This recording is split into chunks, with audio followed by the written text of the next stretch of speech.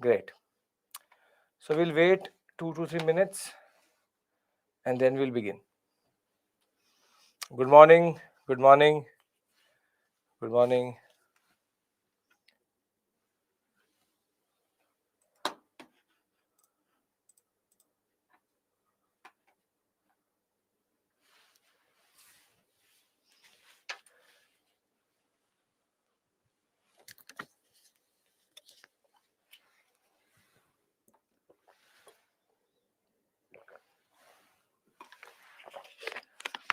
Yes, Kiru, no issue. No issue. As of right now, no issue.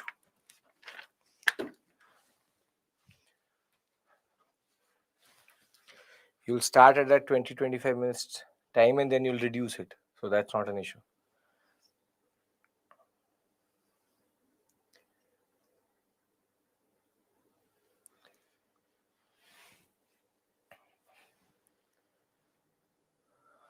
Great, Jay. Perfect. Very good. Good morning. Good morning.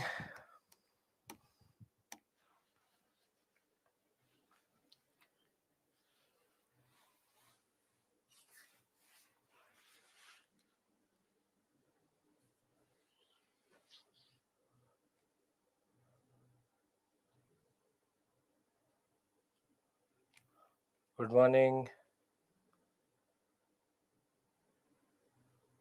Yeah, Shweta, no issues at all. We have to finish expansion of British Raj today. The subjective test answer islive@byju's.com.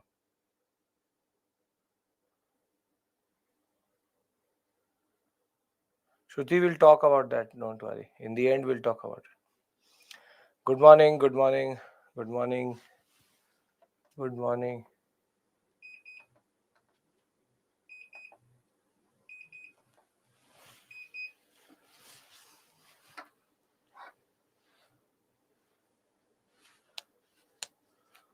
Good morning. So today's agenda is that we'll start with the Marathas, then go to Mysore, then go to Sikh, and if possible, we'll see we can do subsidiary alliance and doctrine of lapse. We are now in the last leg of expansion. We have to just complete these 3 areas. If you remember, on Friday, we finished 2 very important areas, the Carnatic and Bengal, the first, second, and third Carnatic War, and we discussed the Plassey and the concept of what we call as the Battle of Buxar, Grant of Diwani. We'll be back to that question later. Right now, the point is that we have to understand these 3 areas first, because there are 3 wars here, 4 wars here, 2 wars here. So this is the last heavy section in that regard. Thereafter, it becomes theoretical with regards to subsidiary alliance or doctrine of lapse generally. So we have been talking about the expansion. We've already discussed, for anybody who needs a refresher, we've already discussed the decline of Mughals. We've already discussed over and above that the advent of Europeans. And we are now in the chunkiest of blocks, which is called expansion. Once expansion will be over, this week itself, it is going to be quite interesting because we'll go into consolidation and then a very interesting and important theme called economic policy of the British Raj. And once we're done with that, we'll discuss constitutional history and then move to the next important set, which is going to be the concept of how there are different aspects related to social justice reform, education. So this week, by this Friday, we should be able to enter into the core chunk, and by next week we'll be in the national movement itself. So the discussion today begins with the Marathas and then goes to Mysore and Sikh, and then most probably to subsidiary alliance and doctrine of lapse. So good morning to all of you. Can I start the discussion here? Come on, everybody's ready? We have to discuss Marathas. Very good. Now, there are 2-3 riders on the Marathas. Firstly, that Marathas, half of it is done in medieval and half of it is done here. How? Because when it comes to Chhatrapati Shivaji Maharaj himself, the fact is that it is based on medieval, what we call as history, because of the rise in the what we call Mughal or what we call the Maratha period itself. Here, what we discuss is called Peshwa rule. So now there are two words which you need to know. One is called Chhatrapati and the other one is called Peshwa. The word Chhatrapati basically means king, while Peshwa means prime minister. Now, what is believed is that till 1707, it is the rule of the Chhatrapati. It is the rule of the Chhatrapati. Rule of Chhatrapati. And after 1707, it is called Peshwa rule. Peshwa rule. So one of the greatest leaders of the Indian subcontinent, Chhatrapati Shivaji Maharaj himself, was the one who originated this major empire in that regard. And the problem was that by 1707, Shahuji Chhatrapati Shahuji had got what we call as imprisoned by Aurangzeb, and he will be released in 1707. But the basic point is, even after the release of Shahuji, or what we call as the civil war between the Marathas vis-a-vis Tarabai and Shahuji, it is the Peshwa position which is going to become very, very important.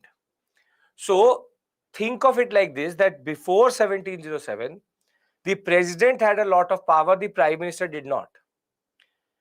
And after 1707, it is called prime minister's rule, or rather the Peshwa's position is going to more or less become the de facto power, and Chhatrapati's position is going to become like a de jure, or what we call as just symbolic power.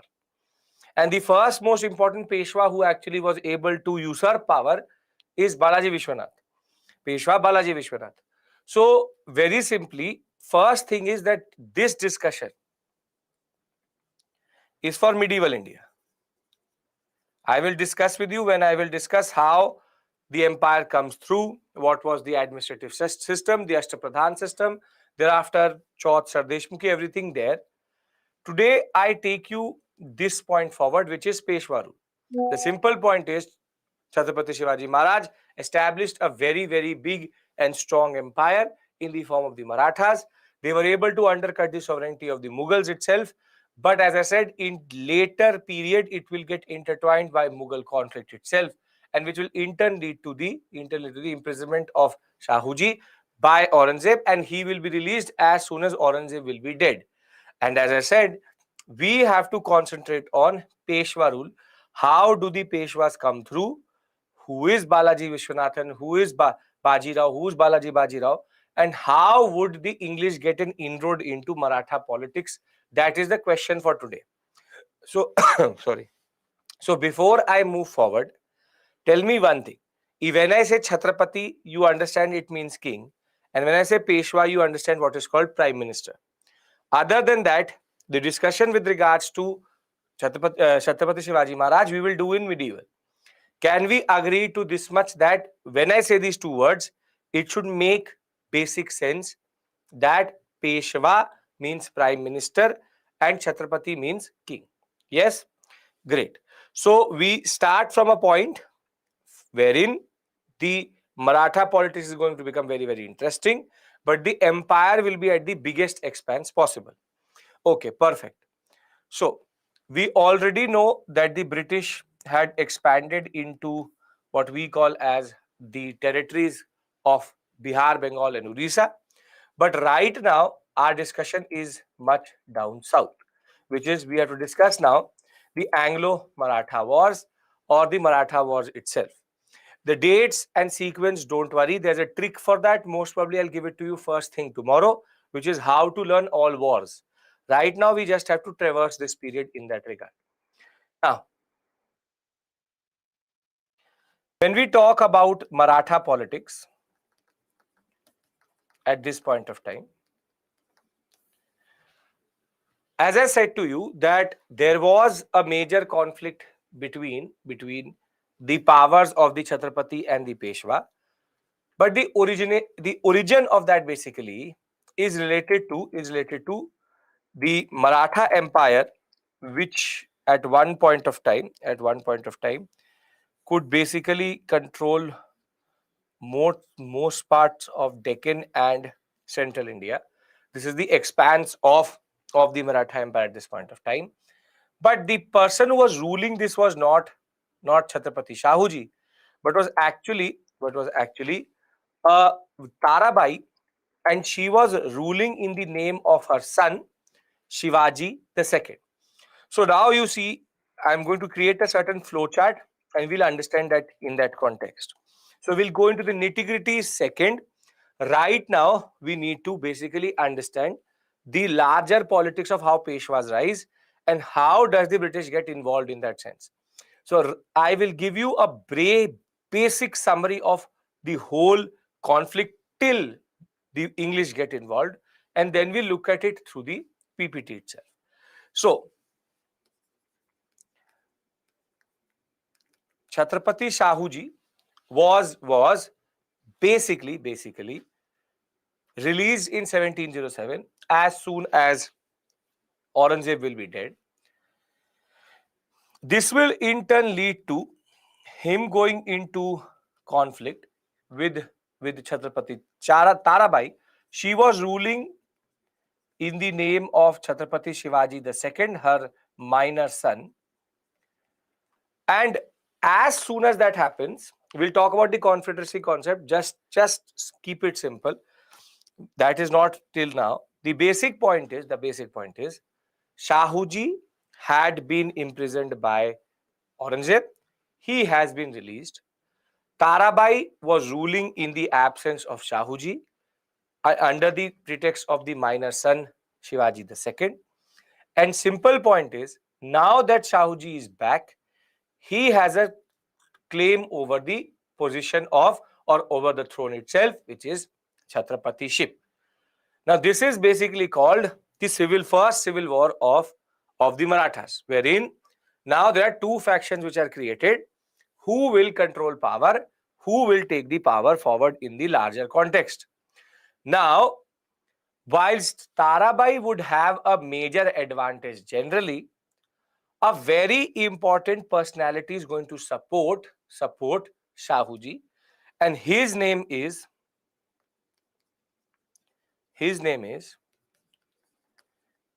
Peshwa, what we call as Balaji Balaji Vishwanath. Yes, very good. Peshwa Balaji Vishwanath. Now he is basically considered as Tarabai was ruling Jahan vis-a-vis her son, minor son. So she's ruling as a regent. So Peshwa Balaji Vishwanath basically supported Shahuji in this larger concept. Tarabai is the mother of Shivaji II, and therefore let me read it out to you, because now everybody is going to ask same. See, Shahuji, grandson of Chhatrapati Shivaji Maharaj himself, had been a prisoner of Aurangzeb since 1689. He was released in 1707. Soon a civil war broke out between Shahuji from Satara and Aunt Tarabai Kolhapur, who had been carrying out anti-Mughal activities and generally what we call as the Chhatrapatiship in the name of her son Shivaji II after her husband had died, whose name was Raja Ram. So I'm not trying to give you the unnecessary names, in the sense that there are already 4 names which are there. There's a whole sequence of names which you need to know. We will discuss Ram. You've just joined right now. People who joined now, I'm telling you, we will discuss Chhatrapati Shivaji Maharaj and the whole Maratha Empire establishment in medieval India. We are starting our story from the point where Peshwa rule becomes important. Please understand this, because a lot of you joined right now and you're asking me, what about that? As I said, The story till 1707 will be discussed in medieval, how it is established, what is Chhatrapatiship.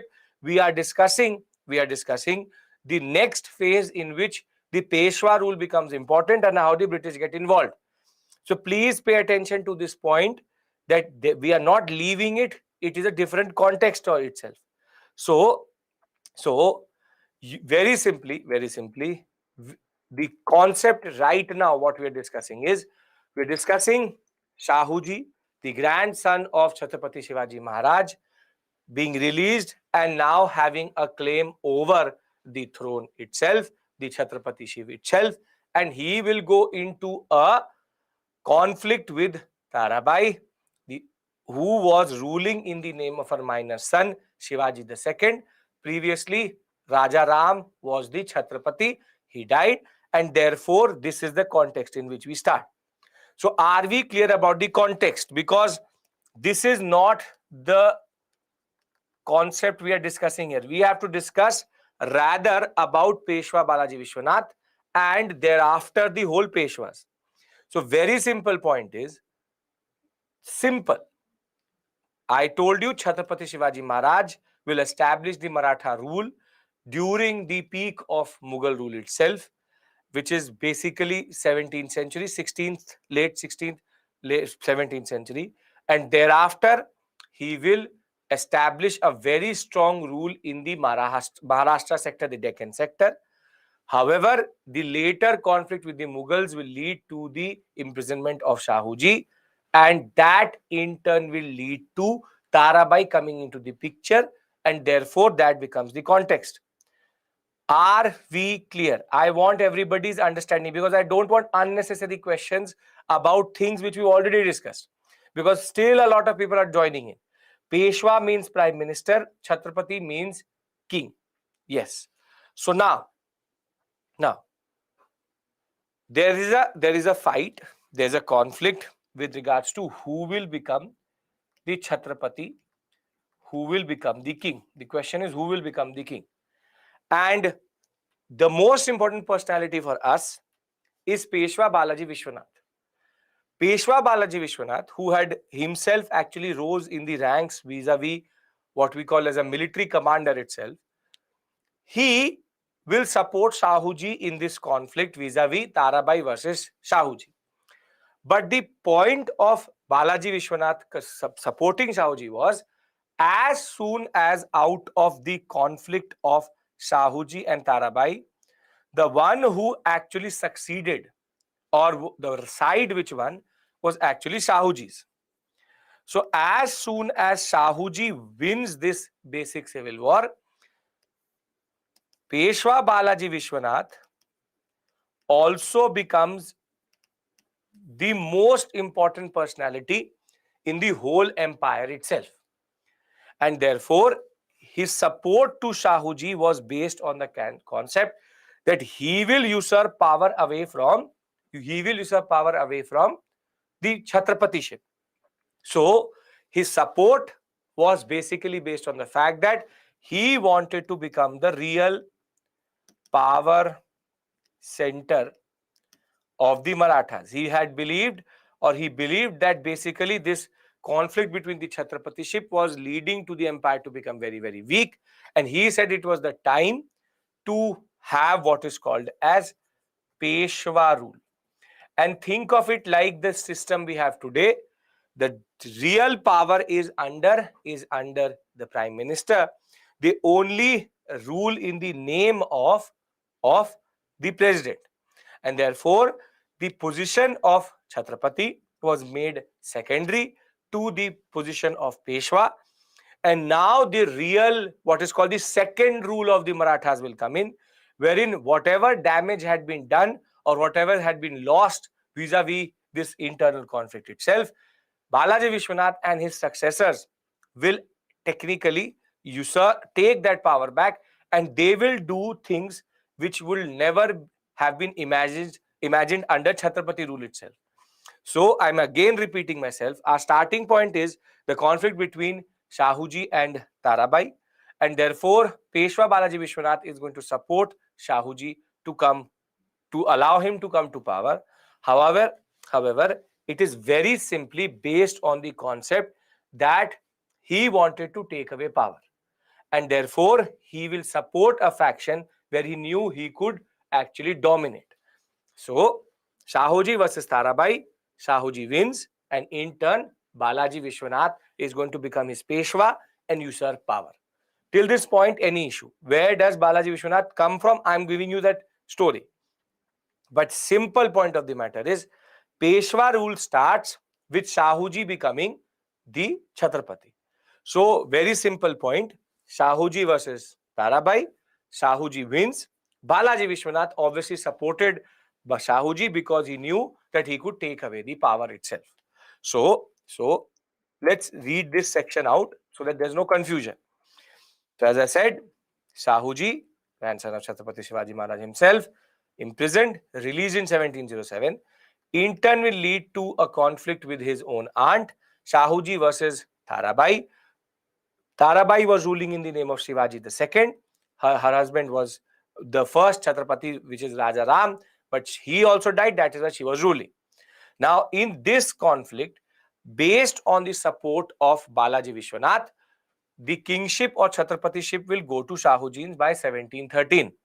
And this period is told as, or is called as, the second coming of the Marathas, because now Peshwa domination period is going to come. So the position of the Chhatrapati, which was quite higher than Peshwa itself, now Peshwa rule will become very, very important. And that in turn will be because of a personality called Balaji Vishwanath. Balaji Vishwanath, as I said, a Brahmin, started his career as a revenue officer, played a very crucial role in what is called the Battle of Khed, wherein Tarabai and Shahuji were fighting. After Shahuji will be coronated as the Chhatrapati itself, he will become first what is called Senakarta, basically commander-in-chief, and then in 1713, he will be proclaimed as Peshwa. And it is from this point forward that Chhatrapatiship will become de jure symbolic power, and he will create what is called, he is technically called the second founder of the Maratha state. The first founder being Chhatrapati Shivaji Maharaj himself. Here is where he will start to expand the empire, and his successors in that regard are going to be even more important, specifically Baji Rao the First. We'll discuss about him, but the basic point is, understand one thing. There are certain names here, and there are multiple names here. I'll give you a summary of that in one slide. Just keep the track vis-a-vis where are we going, because Tarabai versus Shahuji wins because of Balaji Vishwanath's support. Therefore, the first major important role he played was to make sure that he could create his own space and then become what we call as the second major founder of the Maratha state, vis-a-vis what is called Peshwa rule. Are we clear with regards to who is Balaji Vishwanath? Where does he come in the larger picture? Yes? Perfect. Now, Balaji Vishwanath, first Maratha officer or official in that regard to reach Delhi, and he was the first one wherein first, while the Mughals were very important, now the Marathas will have the power to even get involved into internal Mughal politics. And therefore, before Baji Rao is going to succeed, in 1719, he will actually obtain a very important set of what are called concessions, or you can say he took away a lot of concessions from Farrukhsiyar, wherein the whole Deccan area was allowed to be now under what is called Chauth and Sardeshmukhi, the two taxes which they collect. And the basic point was, now Balaji Vishwanath was able to internally play a role in Mughal politics itself. So let's find a space and start our story here. So Shahuji versus Tarabai. Out of this, Shahuji will come out as the Chhatrapati. as the Chhatrapati, but that will be only because of the importance of Balaji Vishwanath. And now, Peshwa Balaji Vishwanathan, he will have two major roles to play. First, Peshwa's power increased multifold, and he will start to play Mughal politics now influenced by Marathas. This is where we reached. Anybody has any issue here? Please understand this. Anybody has any issue here? Because now it will become a sequence of Peshwas. So I don't want any confusion after this point. If you have a confusion, you ask me right now. Shahuji versus Tarabai. Shahuji is going to win that internal conflict, which will in turn lead to Shahuji becoming the Chhatrapati, and that was because of the power of Balaji Vishwanath himself. Multifold means in a lot of time, multiple times. The basic point is Maratha politics now influenced by the Marathas. What is Chaush Dar Sar Deshmukhi? Don't worry about it right now. Separate issue altogether. That is, I'll discuss it in medieval, not right now. Shahuji, the grandson of Chhatrapati Shivaji Maharaj, a lot of people joined later asking me this. He was imprisoned by Aurangzeb, left, and thereafter he was released in 1707, which will in turn lead to an internal civil war supported by Balaji Vishwanath. Why Mughals allowed internal politics to be played? Because now the Mughals are nothing, rather the Marathas are more important. Can I move forward? Because hereafter I don't come to this point again. I presume that you know it. Okay. Now, when we talk about the Marathas, now I am going to give you a very important sequence here, and then we'll talk about their significance. When we talk about Peshwa rule, the first most important is Balaji Vishwanathan. He is technically the one who created the context in which Peshwa rule became very, very important, and the symbolic power is with the Chhatrapati. But the greatest and most known ruler of the Peshwa rule or the Marathas itself is Bajirao the First. It's called Bajirao the First. He is considered one of those men who never lost any battle in which he was involved. 17 to 18 straight victories he had in battle itself, and it is under him that the Marathas controlled more or less from Delhi to the parts of northern Hyderabad and Mysore. Therefore, all of the heart of India, the central part of India, was actually very simply controlled by him. And the Peshwa rule and Maratha power had reached a point which never anybody had ever imagined. And the basic point is, he is where Maratha Peshwa rule peaks. But he started one system which is going to be problematic in the long run. See, whilst he was fighting, there was a lot of conflict between the other families of the Peshwas. Basically, the Balaji Vishwanath and Bajirao first, they come from the Pune sector. Whilst there were other important families also. Can some of you name the other important families of the Marathas? Come on, tell me. What are the other important Maratha families? Very good. Holkars, Sindhyas, Bhosles, very good. Gaikwad, perfect, great.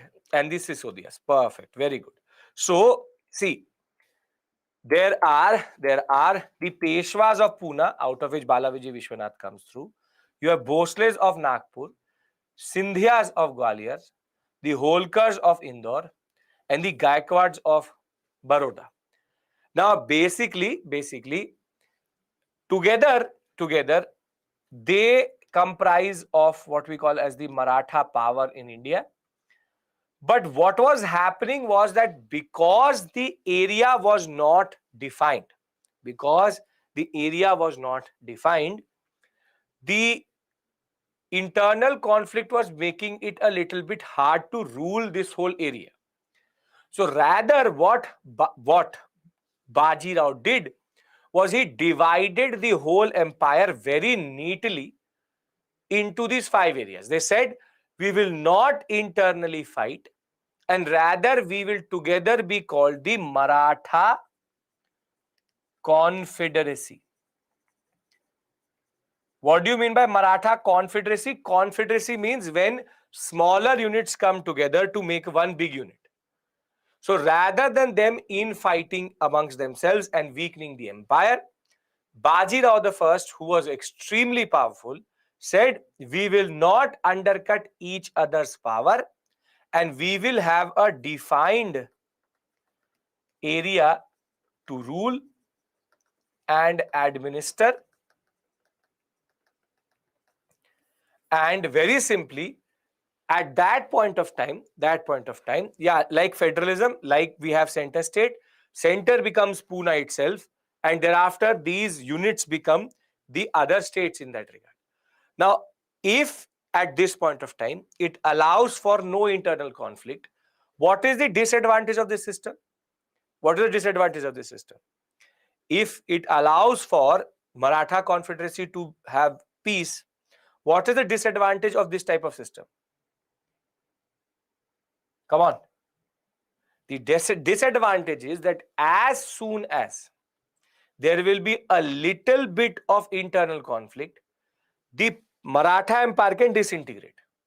And we'll see that in the second Maratha Wars, that how this same model is going to become problematic. Though internal rivalry at this point of time is under the ranks, is because Baji Rao I is very, very powerful. The simple point is there was now a concept of peace, but as soon as in the larger context we will see it, there will be power which will be taken away, and this will be one of the weaknesses of the Maratha Empire, as we'll see later. But while Balaji Vishwanath was the one who established Peshwa rule, Baji Rao I consolidated it and now made the empire a little bit stable. However, now the real politics will begin after Baji Rao I will be succeeded by Balaji Baji Rao. Now it's very easy to remember this sequence. Why? Balaji Vishwanath, Baji Rao first. Now just remove Vishwanath and add Baji Rao or Balaji Baji Rao. So it's this much plus the second name. So you just have to remember first 3 most important rulers: Balaji Vishwanath, Baji Rao I, Balaji Baji Rao. So it's easy because the names are getting repeated. Just have to remove Vishwanath and therefore you get Balaji Baji Rao. Now Balaji Baji Rao first, or rather we just call him Balaji Baji Rao. He is considered that personality. After him, things will become a little bit problematic. See, under Balaji Baji Rao, what is going to happen is Shahuji is going to die, and he needed to install a namesake Chhatrapati. So his first action is going to be rather to establish the first, what we call as first Chhatrapati installed by a Peshwa itself, and he will actually do that under Ram Raja. So we'll talk about that. But his most important contribution, which is also going to lead to the problematic story or how the Marathas will get sucked into the third battle of Panipat, is that by 1751-52 period, Balaji Bajirao will go into an agreement with the Mughals. And the agreement with the Mughals is that in return of collecting taxes and having proper control over most part of the Deccan and even parts of Rajasthan, Marathas would protect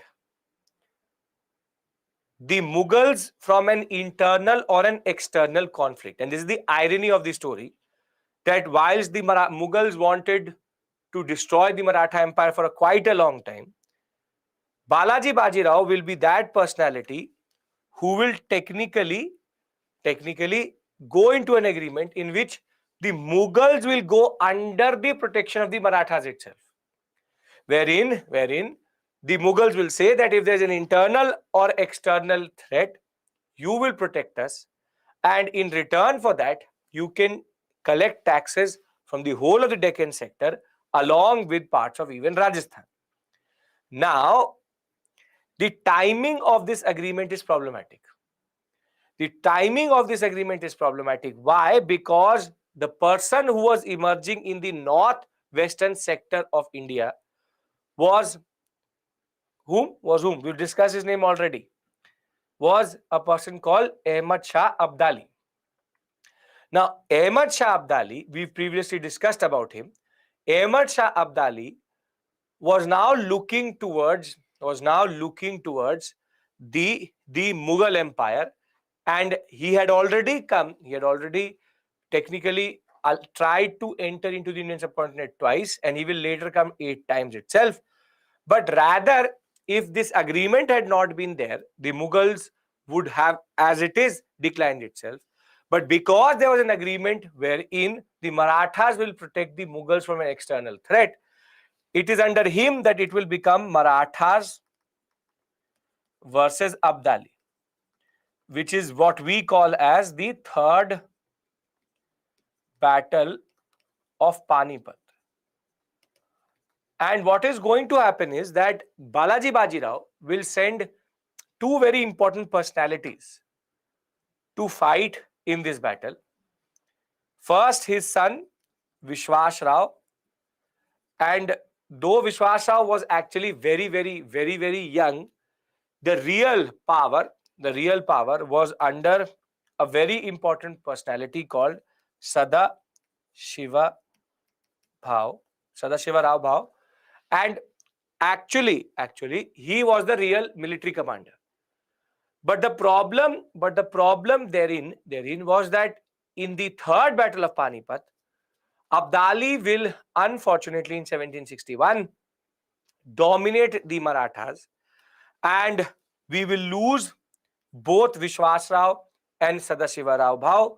And when Balaji Bajirao is going to hear, whilst he was moving from Pune to support his son in the third battle of Panipat, when he will hear that both his son and one of the most important personalities, Sadashiva Rao Bhau, was dead, he will go into shock, and he will also, a very old man by that point of time, he will also lose his life.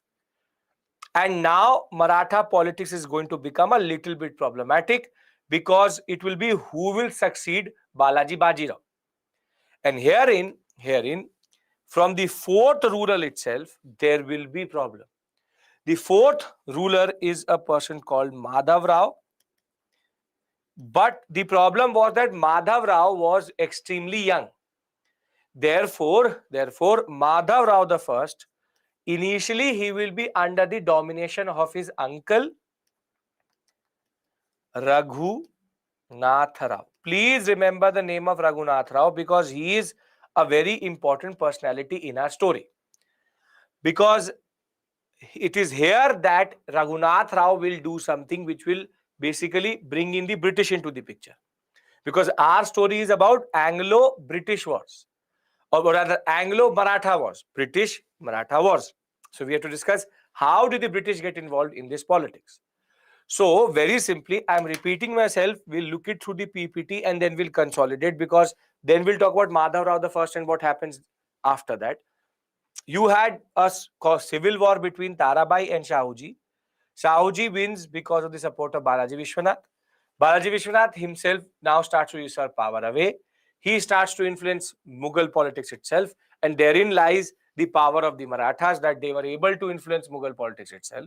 He will be succeeded by Baji Rao I, under which the Marathas will expand very quickly, but also he will introduce a concept of Maratha Confederacy, wherein the Maratha rule was divided very neatly into the 5 families which come or which held power in that regard.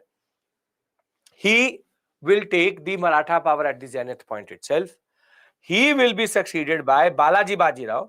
Balaji Bajirao will go into an agreement with the Mughals, wherein the Mughals will be protected from any internal external threat by the Marathas in return of collecting taxes from most of the Deccan and a large parts of even UP and Rajasthan.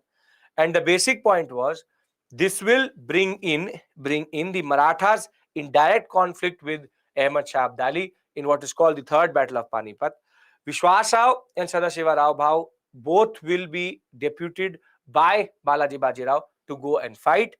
While what is going to happen is Abdali is going to dominate, and he, unfortunately, we will lose 3 very important leaders of the Indian subcontinent in one go itself: Vishwas Rao, Sadashiva Rao Bhau, and Balaji Bajirao itself.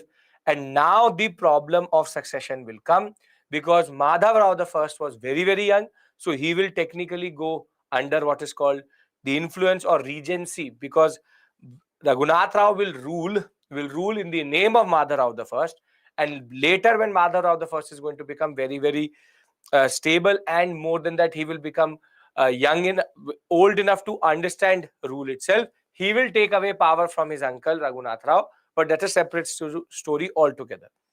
If see, you don't have to remember each and every step here. You just have to understand whatever is written on the slide. Balaji Vishwanath, Baji Rao the first, Balaji Bajirao, Ahmad Shah Abdali, Third Battle of Panipat, Madhav Rao the first. I will give you this whole sequence once the whole sequence is done. Can I consolidate this area via the slides? Because the more we add, the bigger the discussion will become. But I hope that you're able to create a certain picture in your mind. Marathas, because we have to understand Peshwa rule, you have to do all of this. And the problem is, in any book, if you will read, the whole story is given in a very confusing way. So I'm trying to make sense of that story. So see, we discussed how Balaji Vishwanath by 1720 had now established Peshwa rule. But the most celebrated of all was when Baji Rao the first is going to come to power. 20 years of extremely aggressive politics and expansion. So when Balaji Vishwanath will be succeeded by his 20-year-old son Baji Rao I, Maratha power will reach the zenith. A very bold and brilliant commander, along with ambitious and clever statesmen. He will introduce a system of confederacy amongst the Maratha chiefs. Under this, each Maratha chief was assigned a territory which he would administer autonomously. In 1737-38, he had become so powerful that he even attacked Delhi and defeated the Mughal forces, thereby bringing in the Mughals also under the story of Marathas itself. And Muhammad Shah Rangila will actually sign a treaty called the Treaty of Sironj, and in which Marathas will be given complete power of Malwa and the entire territory between Narmada and Chambal. He will also be the one who will defeat the Portuguese and even occupy certain territories of Salsette and Basin. Even the Portuguese had to give a major sum of amount to get these things back from Baji Rao I. Now, as I said, the Maratha Confederacy system was the strength of the empire, vis-a-vis under Baji Rao I. But this is also going to become the weakness. We will do multiple revisions. Let me complete the story. We are in halfway. As it is, I'll give you a mind map. It will work. Right now, just follow the story. Now, Balaji Bajirao will be the next ruler who will succeed his father. 18-year-old son, Balaji Bajirao, son of Bajirao, also called Nana Sahib, he will become the Peshwa. He will continue the northward expansion. He was as able as his father. What is going to happen is that under Balaji Bajirao, Shahuji will die. Therefore, he would need to appoint a Chhatrapati. So he will appoint Raja Ram as the Chhatrapati itself. And this was basically a tutelar, just symbolic person. Virtually all power was under the Peshwas. Ram Raja was only established so as to just give a symbolic figurehead to the Maratha Empire itself. The real power was at Pune and not at Satara rather. And therefore, once Shahuji will die in 1749, he will be the person who will actually install a Chhatrapati. But till this point, the story is perfect. The Marathas are expanding. Lot of territories are coming into their empire itself. Though there is a little bit of animosity with the Mysore and what we call as the Hyderabad area. But the point is, at this point of time, nobody can defeat the Marathas in India itself. However, now in 1752, there will be an agreement between the Mughals and the Marathas that in lieu of collecting chauth, the one of the principal tax, 1/4 of any value of goods or produce from the northwestern province, Marathas will now defend the Mughals from any internal and external threat. And this in turn will bring the Marathas in direct conflict with Ahmad Shah Abdali. And now the Peshwa would have to basically dispatch a very powerful army. So Balaji Bajirao is going to dispatch his son Vishwas Rao and one of the most important personalities vis-a-vis the real power center in that army, which is Sadashiva Rao Bhau, who's the cousin of Nana Sahib. But when we talk about this conflict, which is called the Third Battle of Panipat on 14 January 1761, Vishwas Rao, Sadashiva Rao Bhau, and close to 28,000 very brave Maratha soldiers will be martyred in the battlefield because of Abdali. Abdali had a strategic advantage of numbers, and whilst the Marathas will exit or try to retreat, it will be the Jats, the Ahirs and the Gujars along the whole Doab sector and the Afghans who will also not allow them to retreat back, and there will be internal plundering itself. But as soon as the Peshwa, Balaji Bajirao, is going to hear about the tragic news of his son's death, he will seriously fall ill and he will also die by June of 1761. So in one stroke between 6 months, basically the Peshwas lost, or rather we lost, 3 major towering leaders: Vishwas Rao, Sadashiva Rao Bhau, and the very simple Balaji Bajirao the first. Wherein now there is a power vacuum which has been created because Maratha rule is now wavering a little bit. Till this point, any issue? I'll repeat the whole story via a slide and take the story forward also. Just have to keep a certain simple sequence of events in your mind. It is not difficult. It's just that there are multiple names. That is the issue here, and there are multiple stories also. So let's try to consolidate. Again, I'm trying to do this multiple times so that it goes into your mind. So we started with Balaji Vishwanathan. Thereafter, Baji Rao the first, and then Baji Rao. Who is the Chhatrapati under the first two? Who is the Chhatrapati under the first two? Very good. Shahuji. Now Shahuji will die, so therefore he will install Ram Raja as the Chhatrapati, and Ram Raja is going to be the one who will go on in this story.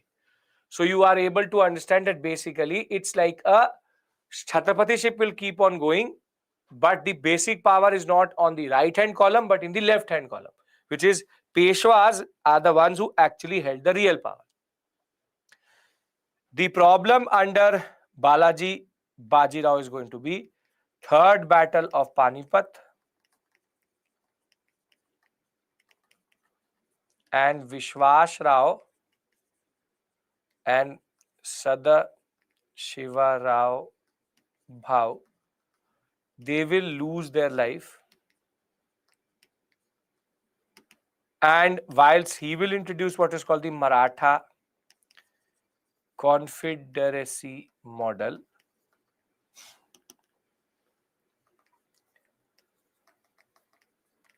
the problem was this 1752 agreement between, or rather we'll say, the understanding wherein Marathas protect the Mughals from internal and external threat. So I have written a certain number of facts on this slide. Can we remember it for the examination? Generally, if they ask you a basic sequence, you can remember this much. Balaji Vishwanath, Bajirao the first, Balaji Bajirao, first, third battle of Panipat, Vishwas Rao, Sadashiva Rao Bhau, 1752 agreement, Shahuji, Ram Raja. So I know it is quite a lot, but very systematically have to learn. Learning the first three rulers are very, very simple. The trick is Balaji Vishwanath plus Bajirao first. Remove the Vishwanath, you will get Balaji Bajirao. So it's not difficult in that regard. Herein, as it is, the names will start to repeat. Now, as I said, there's a power vacuum. There's a power vacuum. And the power vacuum is that, as I said, Madhav Rao is now going to become, Madhav Rao the first is now going to become the Peshwa. But the problem was that, as I said, his uncle, because he was a minor, Raghu Nath Rao will be the one who will rule initially in the name of Madhav Rao. But the problem was that when Madhav Rao basically is able to stabilize the Peshwa rule and the Marathas by removing Raghunath Rao, he will be dominated and removed when Madhav Rao old enough to rule.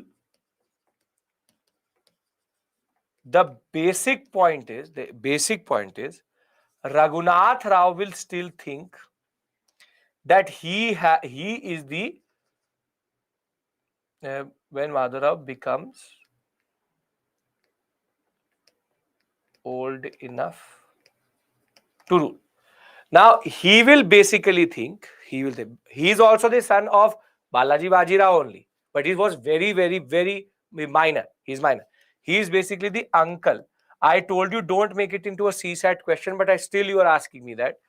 He is the son of Balaji Bajirao, the youngest son of Balaji Bajirao. Vishwas Rao we already lost. Sadashiva Rao Bhau is also lost. He himself died. Now, son of Balaji Bajirao will come to power. Very minor, very young age he comes to power. So Raghunath Rao was the uncle of Madhav Rao the first. He will rule in the name of Madhav Rao till Madhav Rao is a minor, and thereafter he will become old enough So Raghunath Rao will be removed and dominated. This is standard. What basically you would have heard about, for example, Akbar and Behram Khan also, wherein that when Akbar was a minor, Behram Khan was the one who was ruling in the name of Akbar.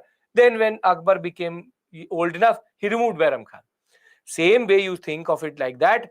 Madhav Rao the first was the one who came to power. He was a minor, so Raghunath Rao was ruling. When Madhav Rao the first is going to become old enough, Raghunath Rao will be removed, and now Raghunath Rao thinks that he should have actually got the power. Now, under Madhav Rao the first, the empire will be still be intact. He will be able to stabilize the empire. But the real problem will start as soon as it will come to his succession. So when Madhav Rao will die, the person who will come to rise is Narayan Rao. But the problem was that Raghunath Rao still thought that he was the legitimate ruler.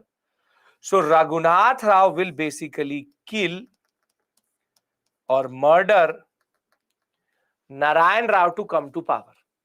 Will kill Narayan Rao to come to power. Because Madhav Rao was still powerful, he was not able to dominate Madhav Rao the first.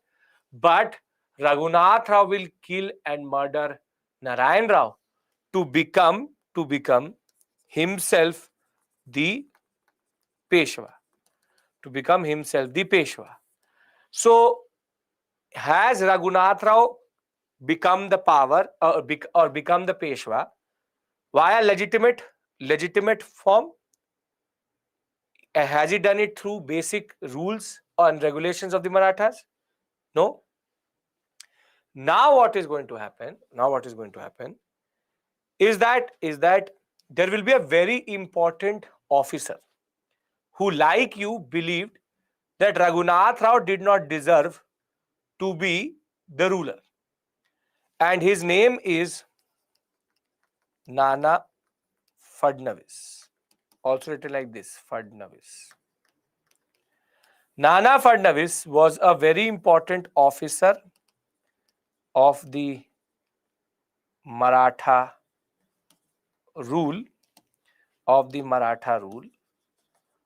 and he will argue basically that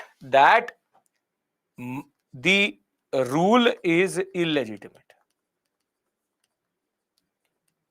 or illegal.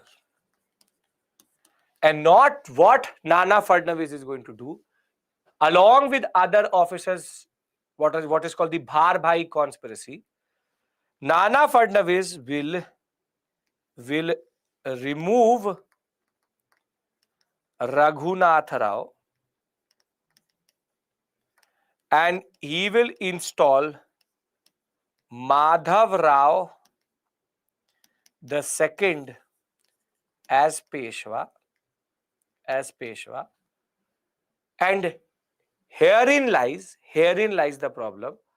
When Raghunath Rao will be removed, guess who he will go to for help? Guess who will go, where he will go for help? Very good. As soon as Raghunath Rao is removed, he will go to the English for help in what is called the Treaty of Surat. And now the basic recipe for the Anglo-Maratha wars is ready.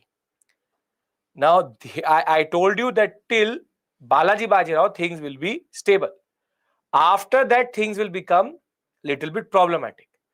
Now, if you understand this basic sequence in this two-part story, as I told you, which is Balaji Vishwanath, Bajirao the first, Balaji Bajirao, and thereafter Madhav Rao, Narayan Rao will be the one, but he will technically be killed. And thereafter Raghunath Rao will be removed by Nana Fadnavis to install Madhav Rao the second as the Peshwa, and then Raghunath Rao going to the English. I'll give you all of this information on one slide as a mind map, and then we can now start Anglo-Maratha wars. Can we do this? There are two Nana Sahib Vaibhav. Please understand this. Please pay attention to 1 and 2. First, then Nana Sahib the second. Yes? Okay. Yes, Vishnu, that is satisfactory. Quite satisfactory. Okay.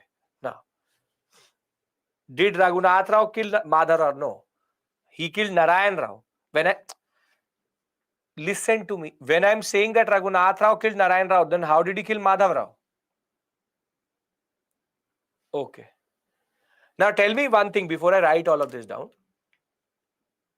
Did the English actually try to enter into Maratha politics, or did we do the mistake what we do always, which is to give that area as a platter to the English? We did a mistake. Basically, the English had no power to even get involved into Maratha politics. But it is basically Raghunath Rao who will pull the English into Maratha politics. And herein actually lies the mistake. It is Raghunath Rao's lust for power which is going to basically destroy the trust of the Marathas internally, and more than that, it will also be the reason why the British will now get a golden opportunity to play with the politics of the Marathas. Now, let's bring all of this together. Please don't try to learn son, father, mother, brother. Leave that. Just remember the names, because they are in. If you will try to do that, it will become difficult to learn.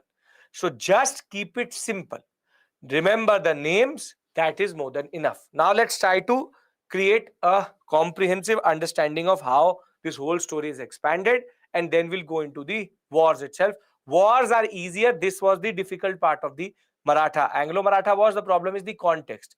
A lot of things to be told. Okay. So let's try to understand it.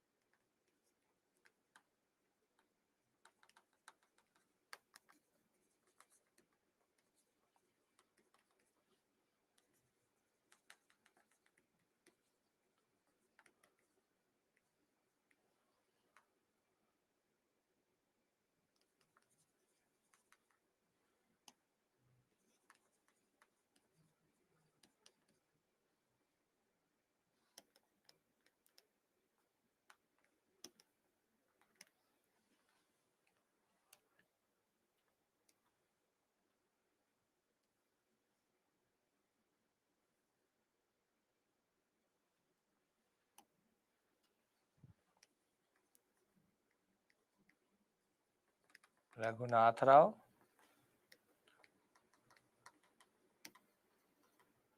Madhav Rao the second. Now,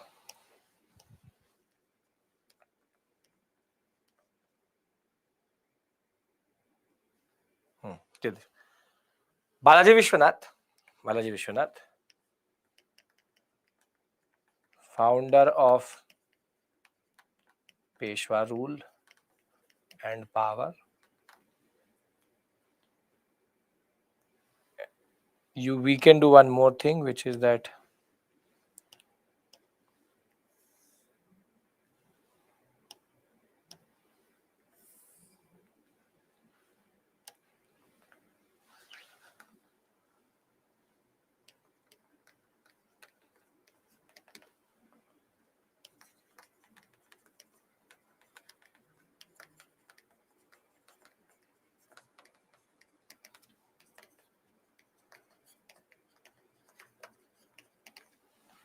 right, and you have Bajirao, Maratha Confederacy model. Balaji Bajirao, 1752, Mughal understanding.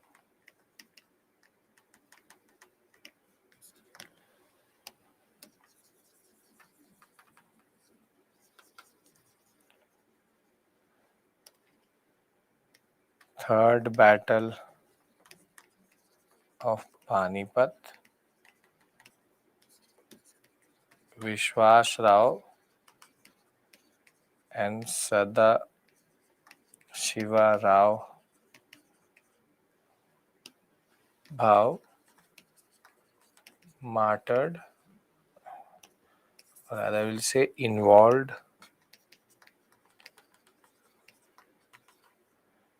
and lost.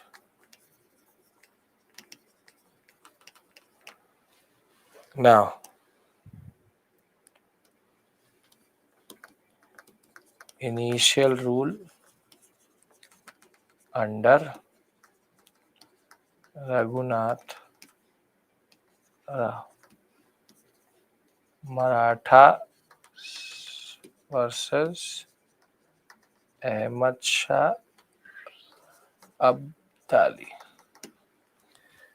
Now, initial rule under Raghunath Rao, later removed. Narayan Rao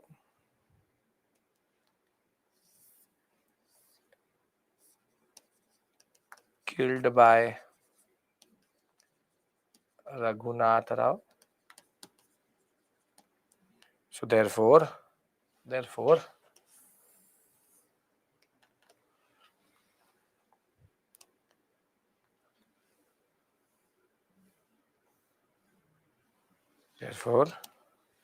you have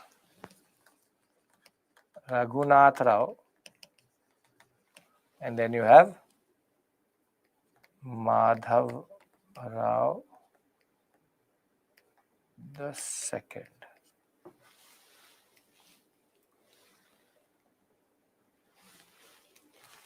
Madhav Rao second. Raghunath Rao removed by Nana Fadnavis, and this is the last ruler we see. So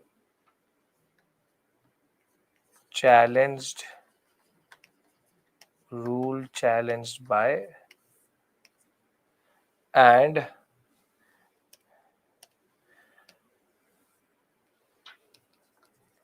he will go to the British Treaty of Surat. Now is this clear, everyone? Anybody has any issue with regards to the Marathas and their whole politics? No issues? You call it Bharbhai conspiracy. Right now, don't add Bharbhai conspiracy. This is the whole summary of the discussion we've done in the past 1 hour. Now, can I move to the Anglo-Maratha wars itself? Okay. Vaibhavi does not have that much power. Ahmad Shah Abdali is a Central Asian invader who wants to dominate the Mughal sector itself. Okay. Now our premise is set. So the context is set, which is Raghunath Rao,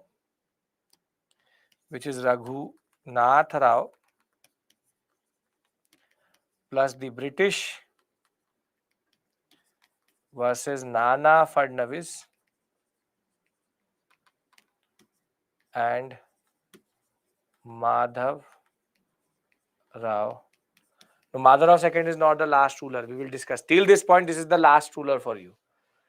Now, let's discuss then the first battle of first Anglo-Maratha war. Now, please pay attention, because out of all the wars, this is the most difficult, because it's not one war, it's 3 wars within 1 war. Can I start the discussion? Everybody is following me till this point, no issues at all, right? Okay.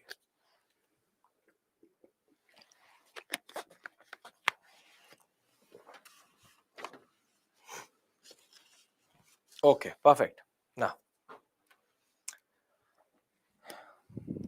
see, Now what is going to happen is that Raghunath Rao will say to the British that you fight with Nana Fadnavis, and give me the throne back, give me Peshwaship back. Now, at this point of time, Nana Fadnavis, basically Madhav Rao II, is not that even popular in that regard. Madhav Rao II is not even powerful enough to dominate Nana Fadnavis, but Nana Fadnavis is the real power center. Now they will fight, but the English don't have the power to match Nana Fadnavis at this point of time. So Nana Fadnavis is going to defeat this alliance. And what they will sign is called the Treaty of Purandar. And under Treaty of Purandar, Nana Fadnavis will say to the British that why are you involved with this person called Raghunath Rao? We don't like him. We removed him. See, we fought because of him. So let's agree that Peshwa is Madhav Rao II, and we can have peace, and I will not take anything from you right now. So he very simply said that if the British agree to recognize Madhav Rao II as the Peshwa, and they basically don't associate themselves with Raghunath Rao, very simply, I will not take anything from you or inflict any damages to you. So under Treaty of Surat, in which Raghunath Rao and British had gone into an understanding that we will fight Nana Fadnavis, and if I win, I will give you certain territories. Nana Fadnavis will very simply defeat this alliance, which was created in the Treaty of Surat itself. And now at the Treaty of Purandar, what is going to happen is British over smart. British will abandon Raghunath Rao.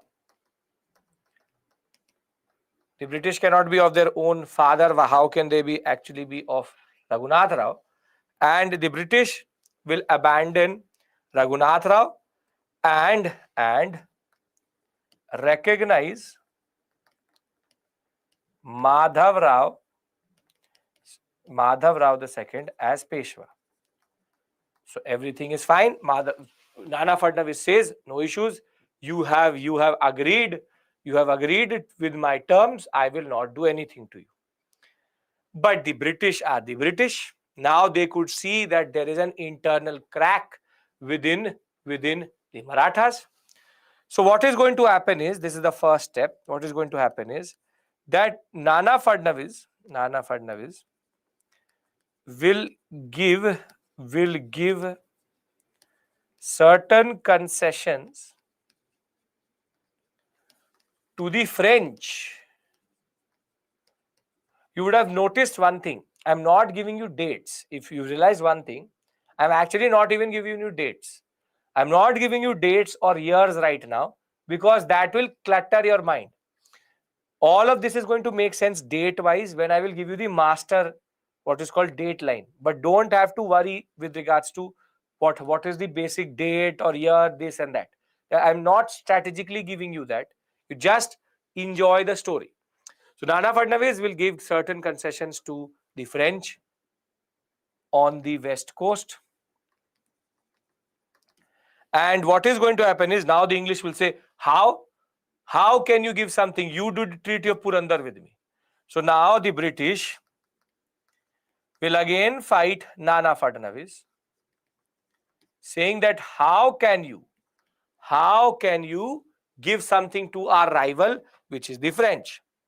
So now again, in a way, the angle with regards to French rivalry is going to come through. But again, Nana Fadnavis will defeat the English, and they will sign what is called the Treaty of Vadgaon. I told you this is the only one which has three wars within it. It's called the Treaty of Vadgaon. Treaty of Vadgaon, now Nana Fadnavis will say, you have acted over smart. Whatever territory you have taken since 1772 on the west coast, you give it back to the Marathas now. You give it back to the Marathas now, because I told you not to touch anything, not to do anything. You give us the territory back, and now Nana Fadnavis will basically pin down the English and say, give us the territory back. I told you not to play with internal politics. So when Raghunath Rao and British will go into an understanding via Treaty of Surat, Nana Fadnavis will defeat them in the first major battle, which will lead to Treaty of Purandar. British will abandon Raghunath Rao. They will say, no, we don't recognize him. We recognize Madhav II. So Nana Fadnavis will not do anything. But when the British will respond to Nana Fadnavis giving certain concessions to the French by war, again Nana Fadnavis will defeat the British and they will cite the Treaty of Vadgaon. And now Nana Fadnavis will say, whatever you've taken since this point, you give me back. Now, would the British like this or not like this? Obviously, they will start to cringe. So now, under Warren Hastings, basically Warren Hastings will be sent with a very strong army and navy, and the British will again instigate Nana Fadnavis,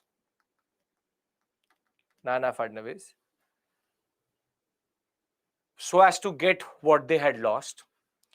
And unfortunately, the British will defeat the Marathas for the first time.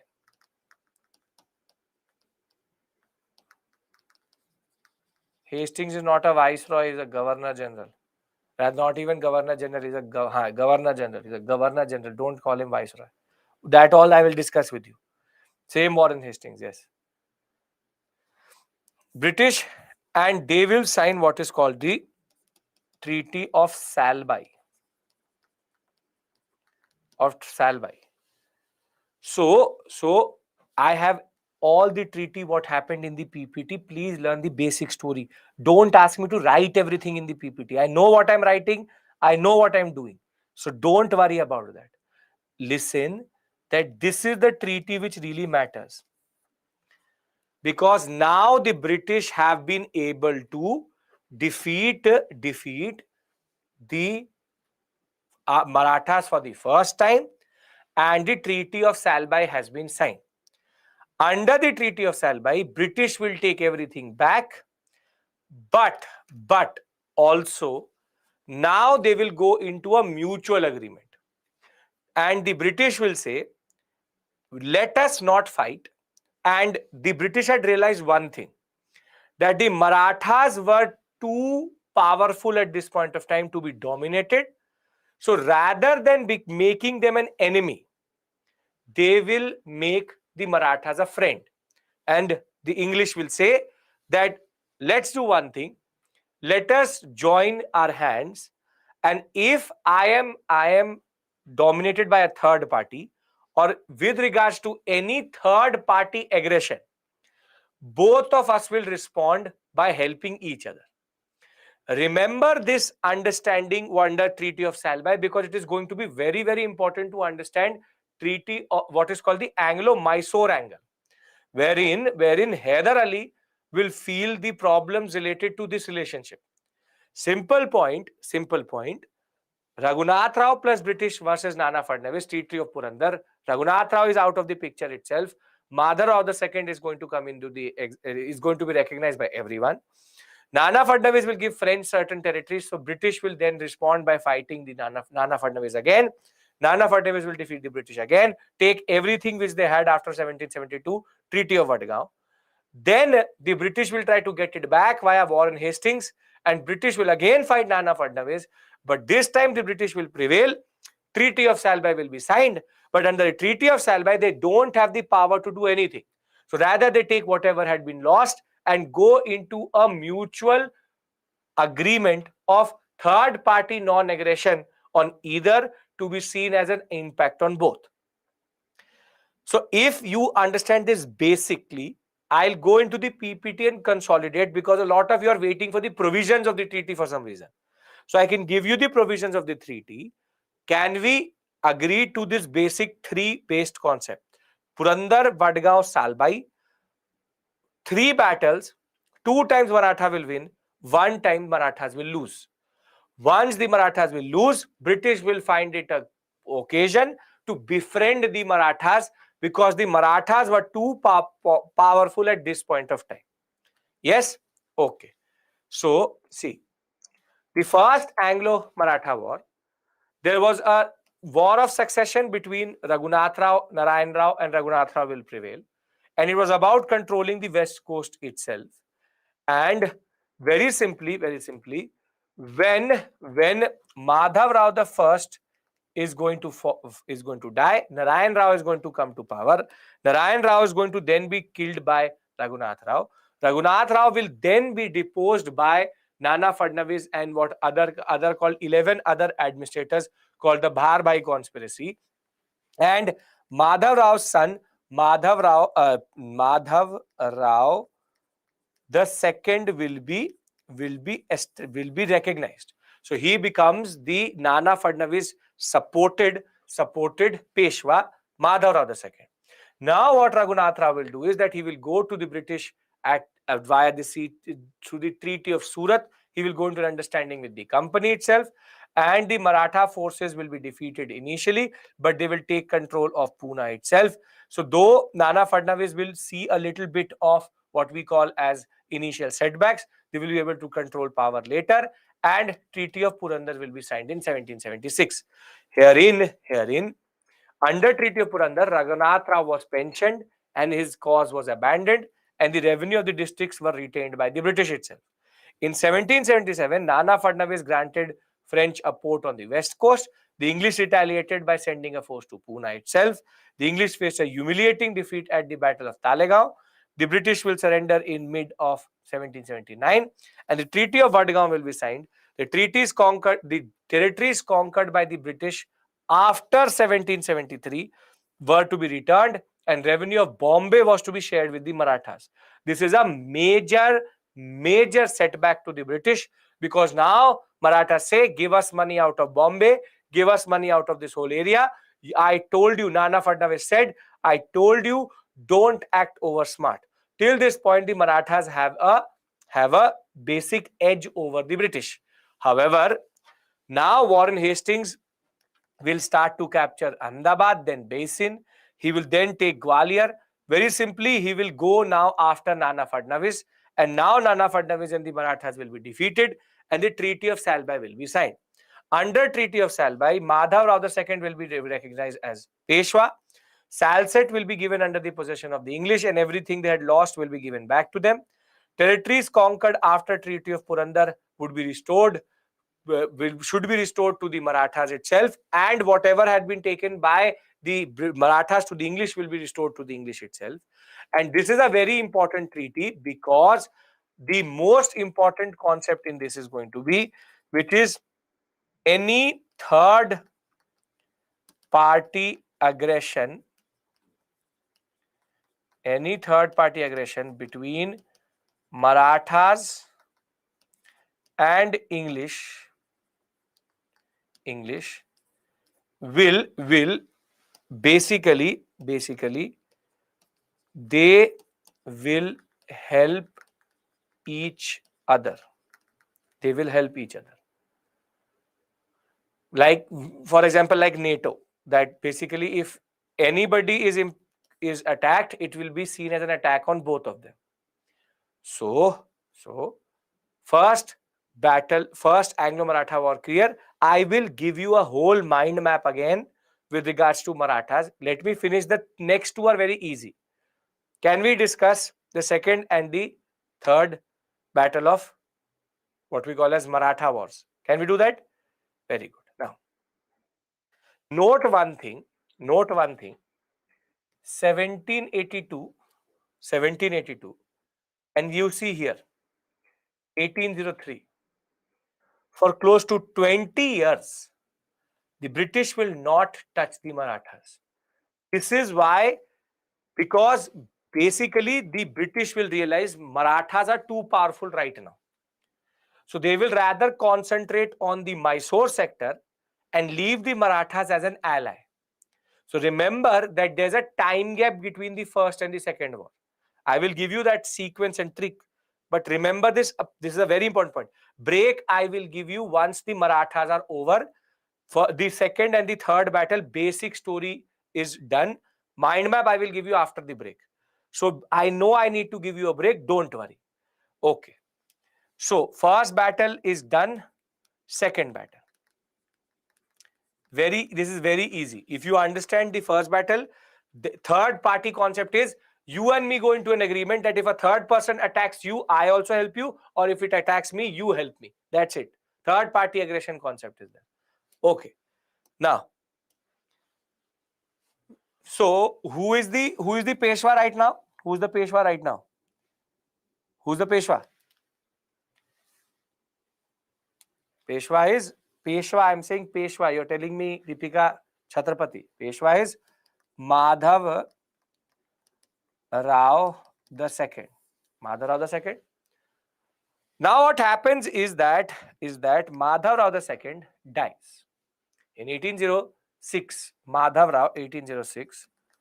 Madhav Rao second will die. Now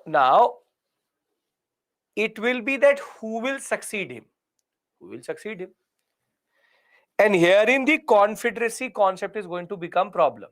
Herein this confederacy concept is going to become problem. Why? Because there will be infighting. There will be a person called Yashwant Rao Holkar from the Holkar dynasty who will have a certain ambition to become Peshwa himself, to become a ambition to have become Peshwa himself. But with the help of the Scindias,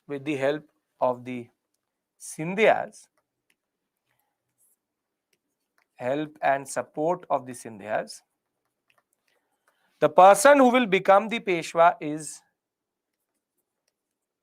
Baji Rao the second. Baji Rao the second. The role of Chhatrapati is nothing in this story. But the problem with Baji Rao the second is that he is the son of Raghunath Rao. Son of Raghunath Rao. Now, very simply, Holkars will challenge this. Holkars will say that Baji Rao the second should not be and cannot be the Peshwa. And now this concept of internal Maratha confederacy is going to become problematic. How? Because now they are infighting. But at this point of time, Yashwant Rao Holkar was much more powerful than Baji Rao the second plus Scindias. And Holkars will defeat this alliance. Holkars is going to defeat the alliance. See, Madhav Rao the second, pay attention. Madhav, because a lot of you are trying to find something which is not there. See, Madhav Rao the second is the Peshwa. He dies. He, with the help, now it is about who will become the next Peshwa. Yashwant Rao Holkar from the Holkar family wants to be Peshwa himself. However, with the help of the Scindias, Baji Rao the second is going to become the Peshwa. He was a son of Raghunath Rao. But when he's the son of the Raghunath Rao, Holkars will challenge it that when Nana Fadnavis removed Raghunath Rao's family does not deserve to be the Peshwa itself. And therefore, Baji Rao the second and Scindias will now fight Holkars about who will. The reason for this is who should be Peshwa? Who should be Peshwa? That is the question. And now Holkars will defeat Baji Rao II and the Scindia alliance. Now guess who Baji Rao II will go to once he will be removed as the Peshwa. Very good. Very good. Very good. What happens is, as soon as Baji Rao II will be defeated, like father, like son, he will go to the British, and the biggest blunder which he is going to do is that he is going to sign what is called the Treaty of Basin, under which he will introduce into the Marathas what is called subsidiary alliance. He will go into subsidiary alliance with the British. I will discuss subsidiary alliance with you by the end of the class in much more detail. But to just give you a basic understanding, just to give you a very basic understanding, it means that the Marathas would remove their army, and the British will station their own army, and now there will be a resident or an ambassador, if you want to say, at the court of Baji Rao II. And basically now English have virtually full control over the Marathas. And this is why it is believed that the Treaty of Basin sealed the fate of the Marathas generally. Till this point, it makes sense because I'll give you a break here. I can see you starting to waver. I'll do third Maratha after it, no issues. Peshwa is going to be now Baji Rao II, but basically Baji Rao II has most probably sold the British the Marathas. Sindhyas will leave the side of Baji Rao II. Sindhyas will leave, and every other family, all other families also abandon, because now they will be disgusted by what Baji Rao II actually did. Third battle is nothing but all coming together fighting the British. British already too powerful, so don't worry about that. Are we clear with regards to the first two battles? I give you a 10-minute break here because then I'll discuss third and give you the mind map itself. That's right. Okay. I'm giving you a lot of information, but you don't need this much information. I'm giving you the story at least. Can we take a break here? First and second battle clear. Once I come back, third battle and mind map, we'll consolidate the Marathas. Yes? Great. Perfect. So it is 7:34. I look at it as 35. So we'll be back at 7:45. 7:45. See you.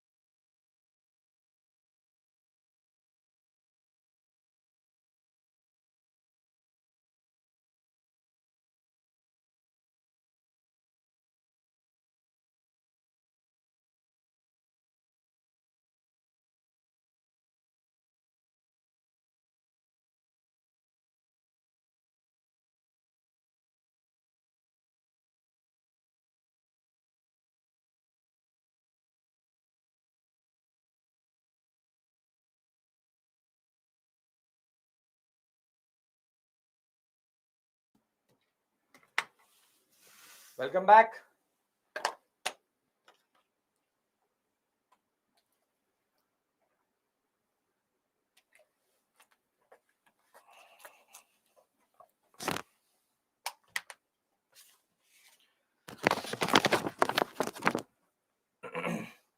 Welcome back. Welcome back.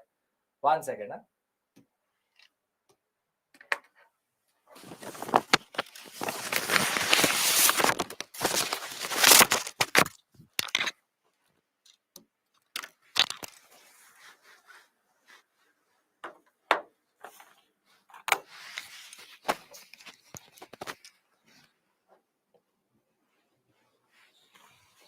Welcome back. Welcome back.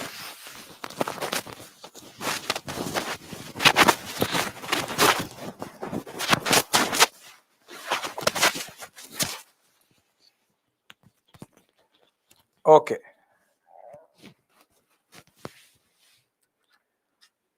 So I hope now everybody's attentive enough to take third battle, because after a point I understand it becomes heavy. Yes. Great. Great. Great. Great. Now let's discuss the second Anglo-Maratha war, and we will take the story forward. And don't worry about subsidiary alliance. I have to do a proper discussion with you with regards to subsidiary by the end of the class, or maybe for sure tomorrow. So Savai Madhav Rao, this second dies, and now it's about who will come to power. So it's 1795. Just 1 second.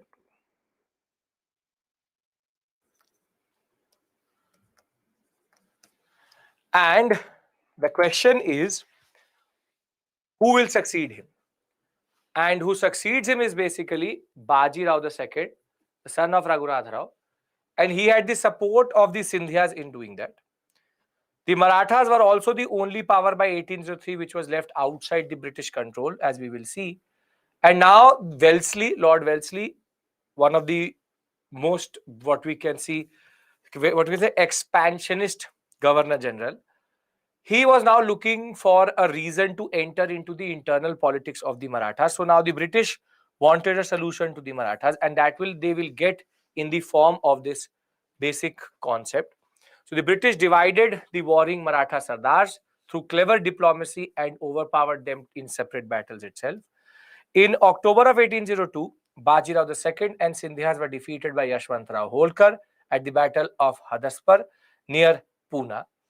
Peshwa fled to British protection, and in December concluded what is called the Treaty of Basin, with the company ceding territories for the maintenance of the subsidiary force and agreeing to not go into a treaty with any other power. This act by the Peshwas, their nominal overlord, horrified and disgusted the other Maratha chieftains or chiefs, and therefore the Sindhyas, Bhosles and Holkars, everybody is going to abandon all of them will abandon the Peshwas very, very quickly. So under the Treaty of Basin, what did Bajirao II actually agree to? Under this, he went into a subsidiary alliance. The Peshwas accepted the company's protection to pay a large amount of subsidy for that itself. Now the English army will be stationed at Pune. Foreign relations will go under British control itself. Peshwa surrendered the city of Surat to the British.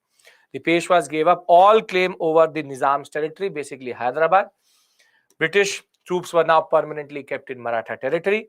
End of Maratha independence in that regard. The British are now becoming the paramount power, and the acceptance of this is going to in turn lead to the fact that the major concept is Marathas will now lose their sovereignty to the British. The simple point is the Treaty of Basin is considered as the seal done, the whole story done, which is now there is no way that the Marathas can come back from this. And that is why, as one of you asked me, what about the third Anglo-Maratha war? The third Anglo-Maratha war is the easiest. The Marathas will realize that they've done a mistake. The Marathas will realize that they've done a mistake. Basically, Bajirao II will realize that he's done a mistake by giving English the power, but it was already too late. So by this time, when the Maratha chiefs will now start to come together under the Peshwa, because of the rigid rule of the British Resident itself, the Marathas will be defeated in separate battles by the British, because by 1817-19 there was no chance that the British would ever be defeated by the Marathas, who had already been under subsidiary alliance. So the third Anglo-Maratha is the easiest, wherein very simply all Maratha chiefs come together, now try to fight the British. But as I said, what is going to happen is, in different battles, different people will be defeated. Peshwa Bajirao II will be defeated at Pune. All administrative and political control will be taken away. There was already too much confusion and inefficiency. Bhosles of Nagpur and Sindhyas were already weak, and Appa Sahib of Nagpur will be basically taken away from the British itself. So Appa Sahib of Nagpur attacked the residency of Nagpur, and Holkars made preparations for war generally, and therefore in the Treaty of Pune, Peshwas lost all territory. At the Treaty of Gwalior, Sindhyas lost all territory. Holkars will lose it in the Treaty of Mandsaur. Very simply, there will be a whole set of battles which will be fought that you don't need to know. But in different battles, different Maratha Confederacy chiefs will be defeated generally. So the third battle is the easiest, wherein they all will try to come together, but there's too much confusion and everybody is going to be defeated in different battles. Treaties will be signed, all Maratha territory will be gone to the English. Make sense? It's a very simple story with regards to third Maratha. You don't have to know these treaties in detail in any way or form. Just have to know all of them come together, try to fight. I don't even care if you remember these. Don't have to remember this. Don't have to remember this.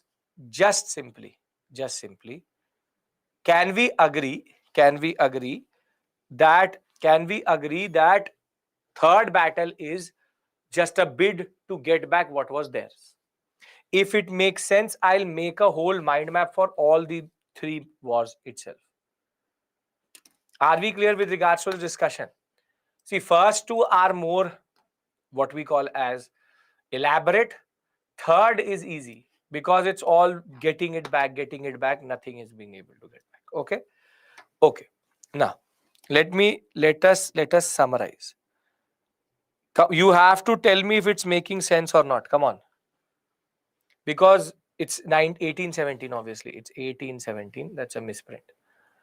Okay. 1817, not 1917, obviously. So, the easiest, Marathas getting back. Yes, makes sense? Okay, no issues. Very good. So, you don't have to learn this. Do not learn. Here you don't have to learn this. All this you don't have to learn. This all is just detail for you. Okay. Now, let's try to summarize the battles.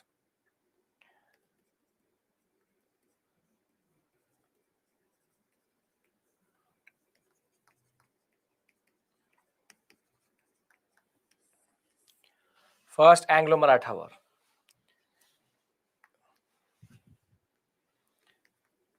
Context.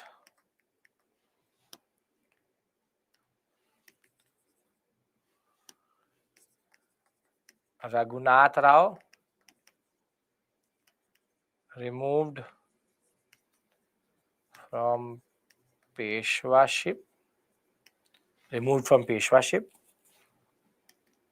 Nana Fadnavis versus Raghunath Rao. So,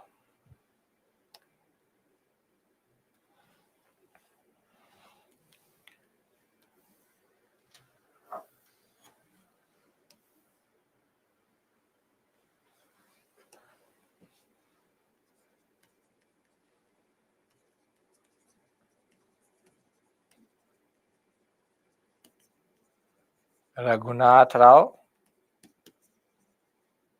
plus British. Then first battle, Nana Fadnavis versus British and Raghunath Rao.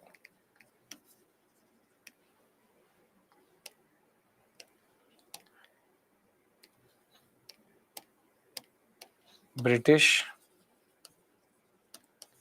defeated. What is the treaty here? Treaty of, come on, good, Purandar. Treaty of Purandar. And thereafter, second battle, Nana Fadnavis versus only the British. Reason was French port, British defeated, Treaty of Vadgaon, British territories taken. Now,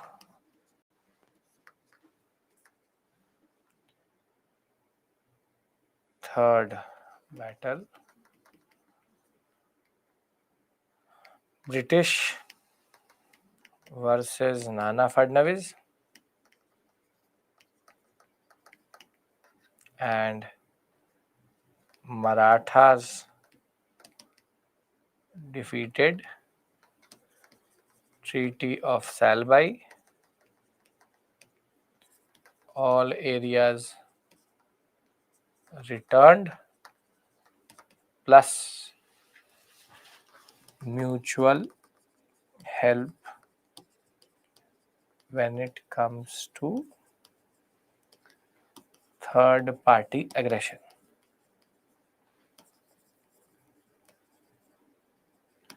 Anybody has any issue from the first battle? Chronology of the treaties can be asked, why not? But if you know the chronology of the wars, you will know the chronology of the treaties also. So we understand this? Good, perfect. Now let's move to the second Anglo-Maratha wars. When we talk about the second Anglo-Maratha wars, it's much simpler than that.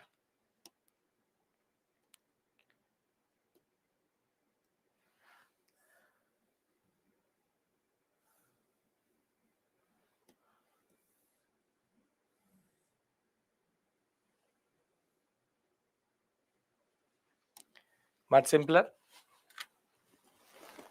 You have Madhav Rao II. He dies. Now there are two claimants, Yashwant Rao Holkar and Baji Rao II. He is nothing but linked to son of Raghunath Rao. Holkars are one of the families of which controlled the Maratha territories. Here, third battle reason, English want territory back. English want territory back. Okay. Now,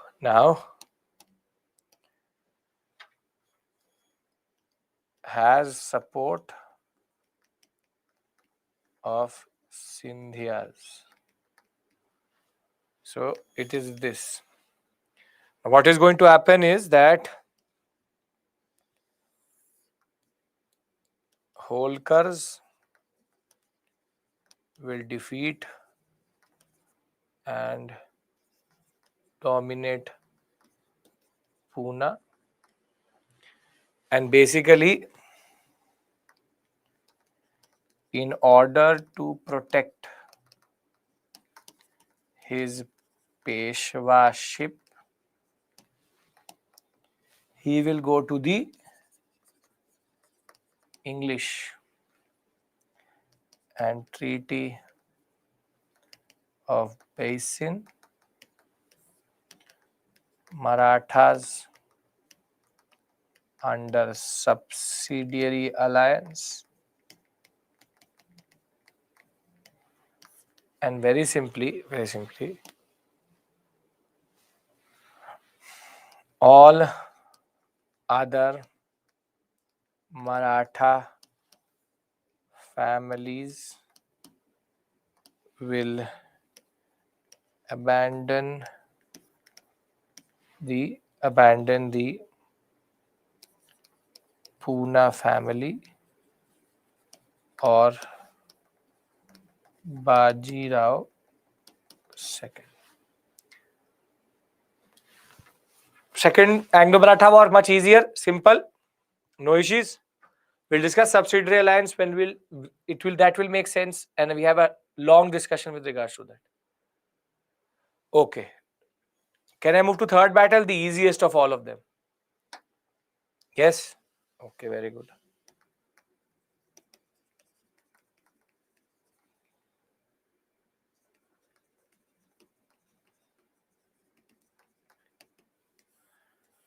Third battle, Anglo-Maratha. See.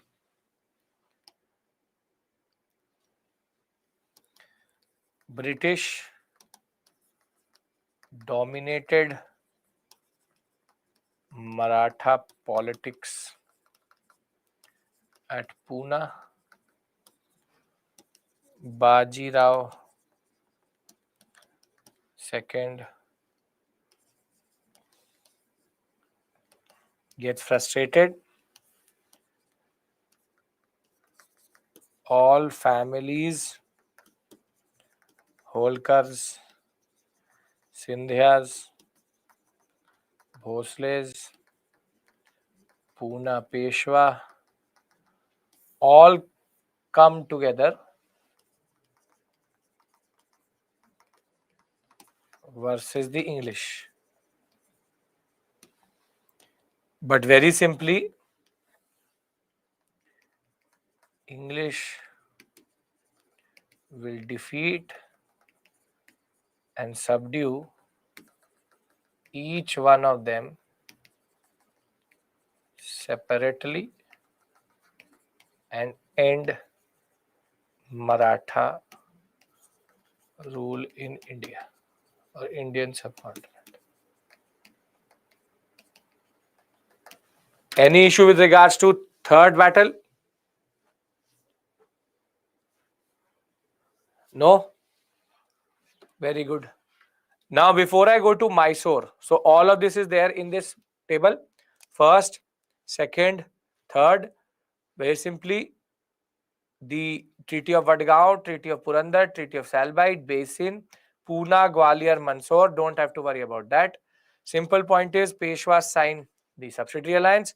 Peshwas were defeated. The Marathas lost their dominance forever, and the Sindhyas were defeated by the English. This basically is only one of the story. Sindhyas will be defeated by the English. Technically, Nana Fadnavis it is referring to, because Nana Fadnavis come from the Sindhya family. So we will rather say Nana Fadnavis defeated by, so that there is continuity. Nana Fadnavis defeated by the English. Yes. Now, when will we start Indian independence movement? Mohammed, tell me, when does the Indian independence movement start? Tell me. What is the year for Indian independence movement? 1885. So are we in 1885? No. So then let us reach 1885. So once all of this is over, then whole story. Most probably next week we start national movement. But to understand national movement, you need to understand these things first. See, I know there's a lot of detail. But if you can remember these basic flow charts, your work is done. I am giving you foolproof things so that if there's a question which comes in mains or prelims, you will be able to understand and write it. That is it. Timeline I will give you Ilman Ratnight Rao. When I'm done with Mysore and Sikh all together, I give you a timeline because there's a trick in the timeline, which I can't give you right now. Simple point of the matter is there are names. Marathas are the only ones where there are names. Mysore is not that complex. Neither Bengal is or neither the Carnatic was. If there will be battles, there will be this story itself. So resident means ambassador, a person representing the English there. So before I move to Mysore, we have discussed now the Marathas, Bengal, and Carnatic. All three done. Can we move to Mysore now? Yes? Okay. Planted forcefully in a way. Subsidiary alliance has that feature. We'll discuss that. Please tell me one thing in the is the flowchart is sufficient or do we have see you want me to say something. Listen to me. You want me to say something which I won't say. You know the answer to that question also. So you now tell me what should I say. You want me to say that I should say it is sufficient. I don't want to say that you only read the flowcharts. But the answer to that question is you have to go through the annotated PPT and I'm literally making notes for you. If you look at it, I'm making notes for you in class because these flowcharts should have been made by you. But rather I'm making it here so that you understand it. So simple point of the matter is that I expect you to at least go through the slides once.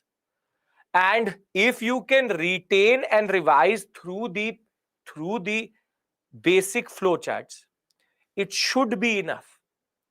But if there's a understanding based question, you would need to have an understanding of the whole argument, right? I don't care if you remember the dates. I don't care if you don't remember the names. But if you can give me a basic idea of what is first battle, second battle, third battle, that is more than enough. I'm not asking you to go and learn everybody's name. That is why you are all, you ask me who is son, father, brother, mother. I don't care because there's already too much to learn. So very simply, you keep it simple. We've discussed three areas. Obviously, you have to remember certain names. For Carnatic, you have to remember Anwaruddin. You have to remember Chand Sahib. You have to remember the French. You have to remember Nasruddin, Nasir Jang, Muzaffar Jang. You in Bengal, you cannot obviously not remember Sirajuddaulah. Cannot remember Mir Qasim or Mir Jafar. In Maratha, same way, you cannot forget the name of Raghunath Rao. But the problem here is that I can't just randomly come and say, okay, Raghunath Rao went into an understanding with the English. I have to tell you who is Raghunath Rao. But now that you know it, there's a difference between teaching and learning. I have to teach you who is Raghunath Rao. Now you know it. So if you want, you can forget the story before Raghunath Rao. But if I ask you who is Raghunath Rao, you should be in a position to tell me that. So you obviously don't have to delve into each and every detail. But you need to know the basic argument. Are you getting my point? That there are certain things which are there which needs to be learnt and that cannot be avoided. So what is sufficient and non-sufficient is based on the question which is coming. So I'll give you a simple question. You see, I'll give you a question and you tell me how much detail you actually need. Are we clear with regards to Marathas? I'm trying to give you a question here and then we'll move to Mysore. I want everybody's assertion here. It makes sense and we can move on. Yes? Okay. Now, for example, you see this type of question. The Marathas were poised to be the alternative to Mughal rule in India.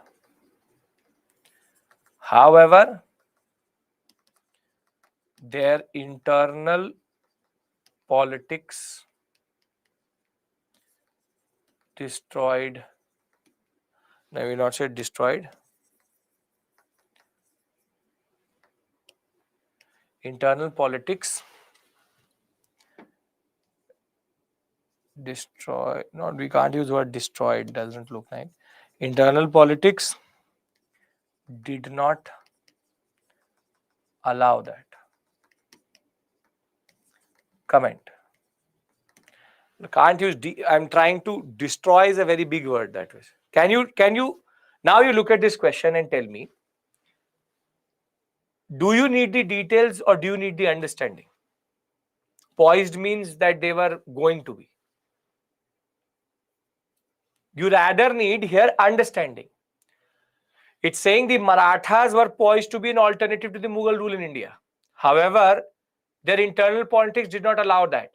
Comment. Now, basically, here you have to obviously write the name of Raghunath Rao. Obviously, you have to write the name of Baji Rao II. But you have to explain to them that how they were powerful under Balaji Vishwanath or Baji Rao the first or Balaji Baji Rao, and how it is the internal politics first between Raghunath Rao, Narayan Rao, Madhav Rao II, then the Treaty of Surat technically leading to first major mistake, second the Treaty of what is called Salbai, not Salbite but technically Basin, which is going to fully destroy. So now this question is not based on details. It's based on understanding of how you structure it. So to write this type of an answer, I have to give you that much detail. But I hope you can write it. You want it to be 150 words. You want it to be 150 words. It's 150 words. And you can send it to islive@byju's.com. Now I am going to go to Mysore. Any issue here? And as it is the books, the problem, the biggest issue is in books, you will not get the backstory. That is the issue.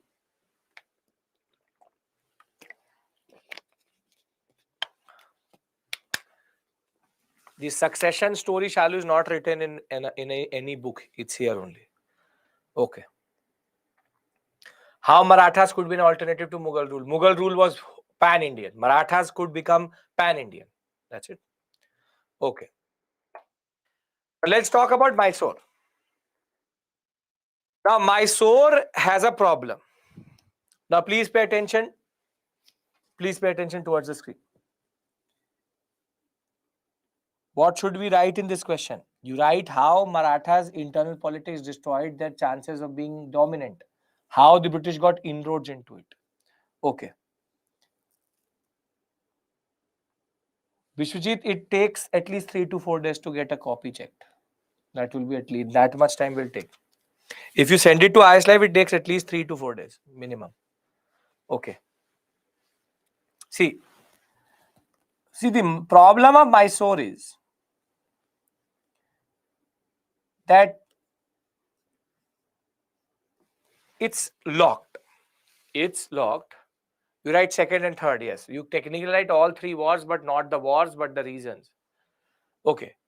Now, Mysore, as I said, the problem is that it is sandwiched, if you want to say, between first you have the Carnatic sector. This is not clear.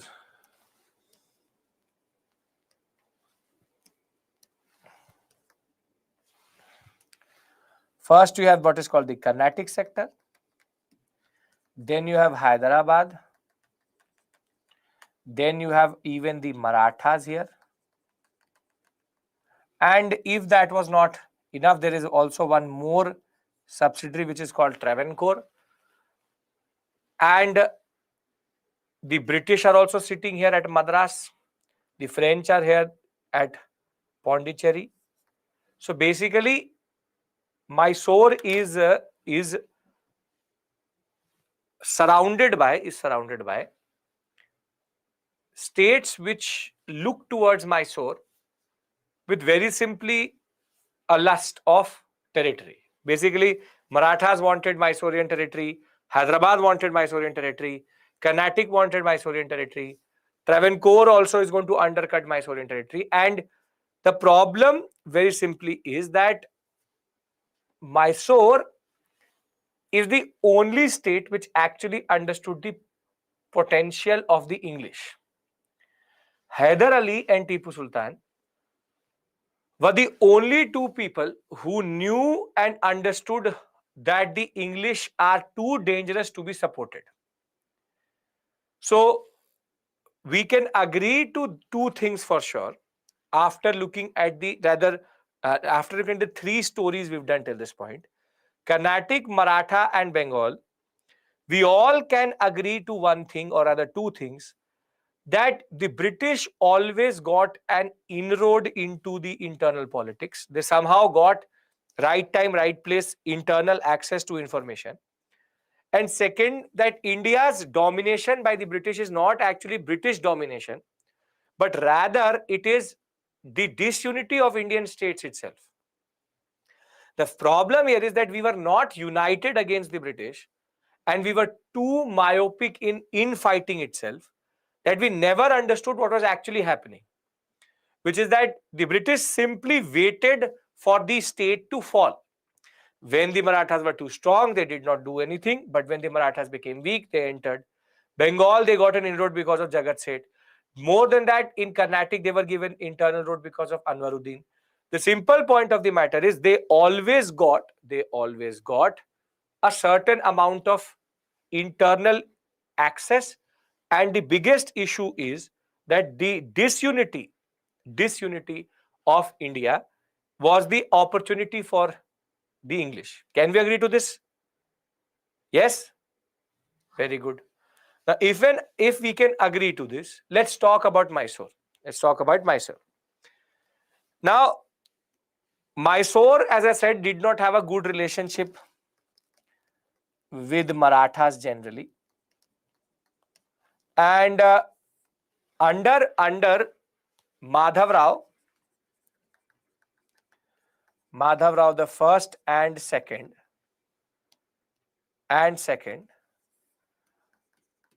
there was a lot of conflict. There was a lot of conflict between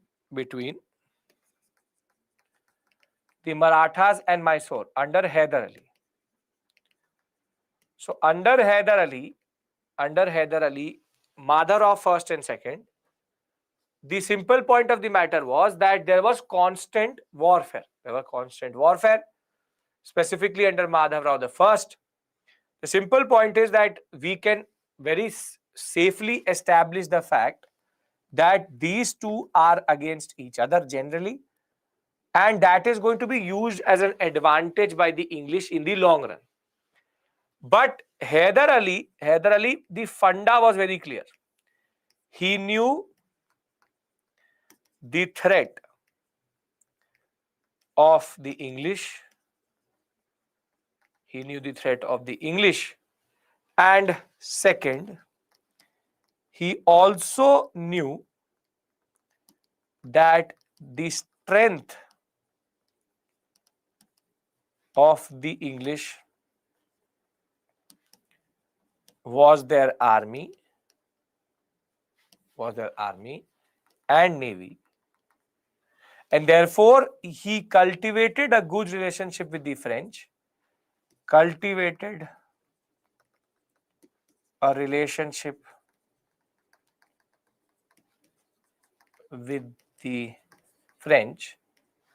to modernize his army and navy. But can you tell me one thing, why the Mysore and French relationship was problematic? Because of whom? Because of Mysore or because of the French? Come on. It's because of the French. Because the French are more or less useless. And you will see that whenever it will come to French help, that will come after the battle is over. So the problem in this relationship is, yes, they can give you an army and navy, but they're generally useless as an alliance partner. Because they will, by the time the monarchy will sign, yes, give help to Mysore, they will already have, it would have already been too late. So very simply, French are those who come after things are over. And you will see here also that whenever it will be about help, the help will come, but it will to be too late itself. So we can very simply establish the fact that the Marathas hate the Mysore sector and the English were also very very suspicious of Mysore. Now that is based on the fact that it is a governmental company. Yes. The fact is that English from the outset itself did not like the Mysorean sector and did not like Hyder Ali. So let's talk about the first battle, or rather we say first Anglo-Mysore wars. Now remember, there are 4 wars here, not 3 but 4. This is the highest number of wars which are there. Now, but the point is very simple. Pretext is there, not very complex. So why does the first Anglo-Mysore war happen? The first Anglo-Mysore war, Hyder Ali is minding his own business, but in the Carnatic sector, who has come to power after the third Carnatic war? Yes, Anjali. Who has come to power after third Carnatic war? Who has been able to establish its control? Yes, Muhammad Ali, but more than that, the English. The English dominate the Carnatic sector via dominating Muhammad Ali itself. And we can very safely say that the Carnatic area is under the influence of the English. Now, if that is the case, what happens is that the English deliberately start to encroach on Mysore territory. They take little bit of Mysore territory. They technically instigating Hyder Ali. They were trying to instigate Hyder Ali, and Hyder Ali will also see that they're trying to play a game. And what is going to happen is that Hyder Ali will fight the English based on this pretext in the first Mysore war. But the first Mysore war very simply went on for 1.5 years. For 1.5 years it went on. They kept on fighting.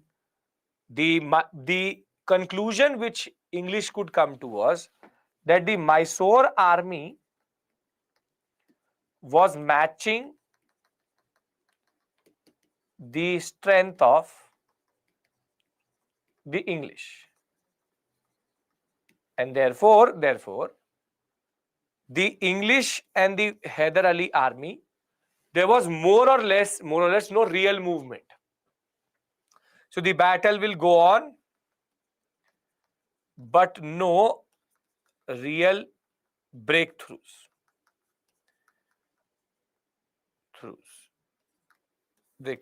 Now,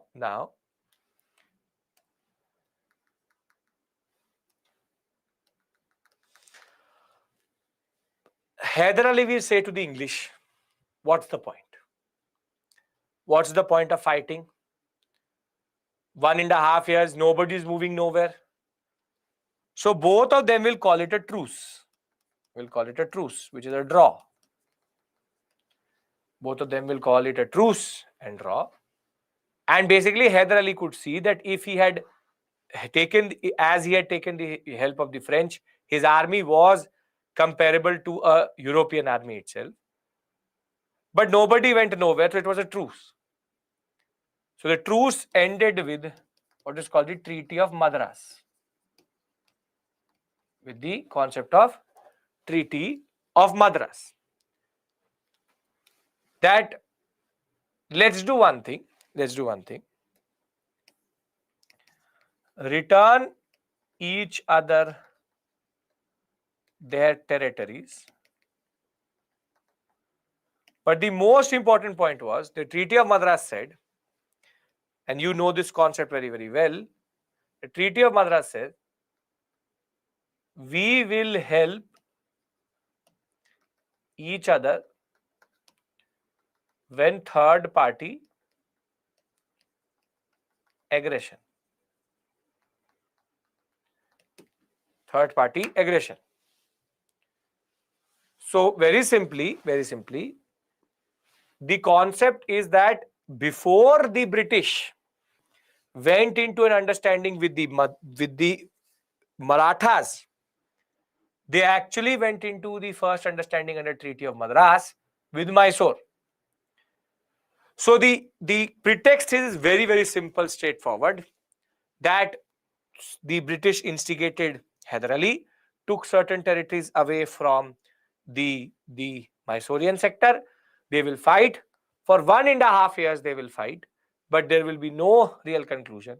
It will be called a truce, and in turn, they will sign the Treaty of Madras, which is going to end with the concept of let us help each other and we will return each other's territories back. So I think it should not be difficult. After doing Marathas, very, very easy, straightforward. There's no complexity here. Simple war it is. That see, Hyder Ali and Marathas had a very, very hard relationship, or a very difficult relationship. Marathas under Madhav Rao technically attacked Mysore, defeated Hyder Ali thrice in 1764, 66, 1771. Huge sums of money was being given by the Mysorean sector to the Marathas.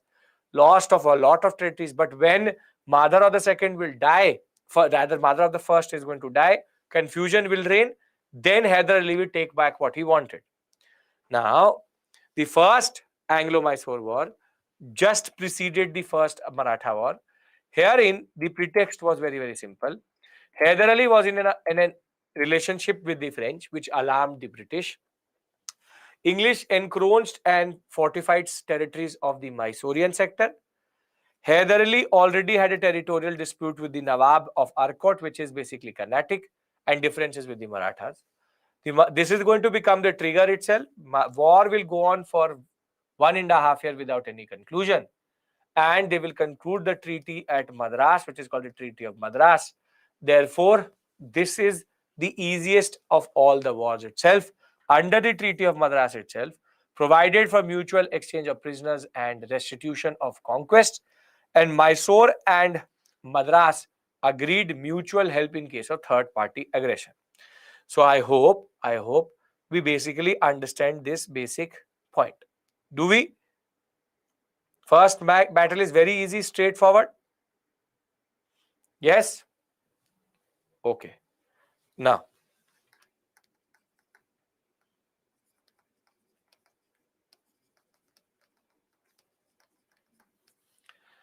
very good. Mysore and English. English means Madrasi. Madras is English. Madras is English. If I say Pondicherry, it means French. This much association you should have now. Okay. Now let's talk about the concept of Anglo-Mysore wars. Second war. Now, when we talk about the second war, very simply, I'll make a mind map. Obviously, in the end, let me do the three ones. See, timeline, don't worry. There's a trick. I'm telling you, I'll give you the timeline. I'll write all the wars and the time, and then you will say so much to learn. Don't worry. I will tell you that. I know what you need to do. Don't worry about that. Second Anglo-Mysore war. Now, here there are multiple triggers.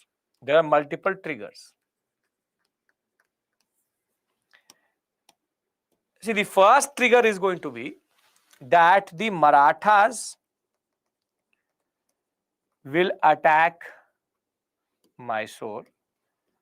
So, if the Marathas have attacked Mysore, should the English come to the help of the Mysorean sector under Treaty of Madras? Yes or no? Yes? Very good. But English did not help and breached Treaty of Madras. This is first thing which will make Hyder Ali angry. So this is the first thing. Hyder Ali becomes frustrated.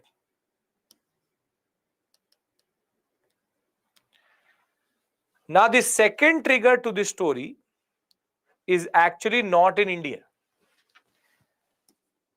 First,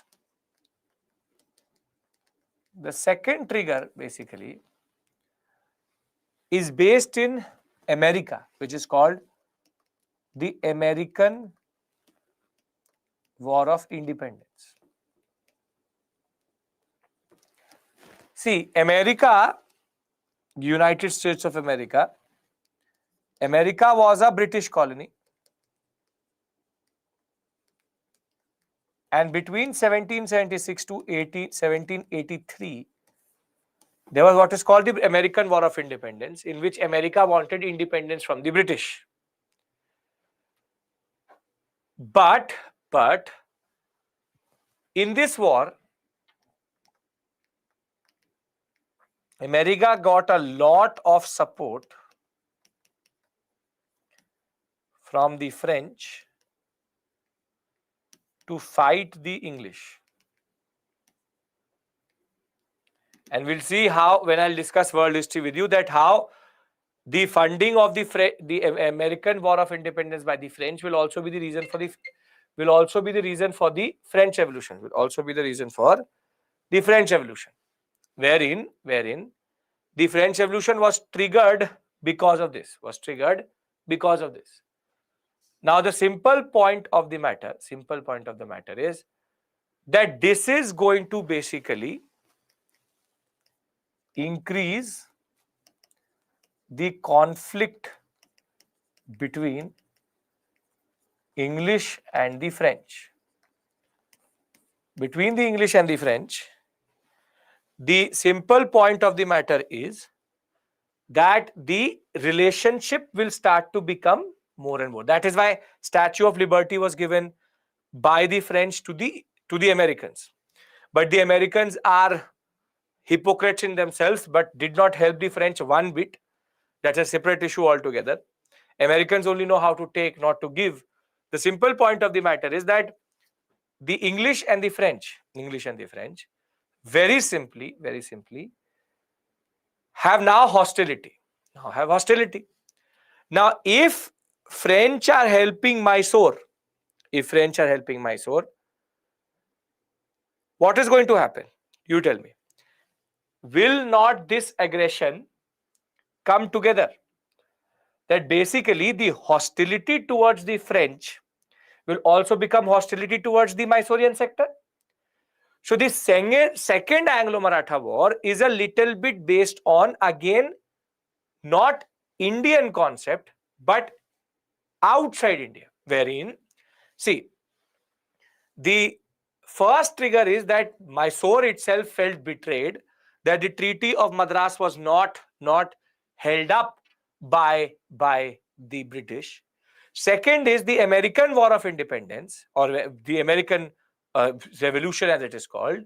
Herein, the French were the reason why America was getting independence, and therefore English and the French were now getting intertwined in another form of rivalry. And because the French is helping the Mysorean sector, as soon as any form of interaction is going to become more and more concrete between Mysore and the French, as soon as that will happen, the English will feel threatened, and that will be the reason for the war itself. What is going to happen is that the reason for the war is going to be the American Revolution based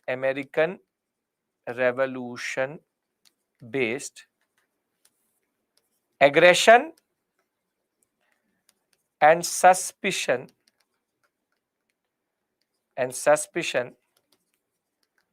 is going to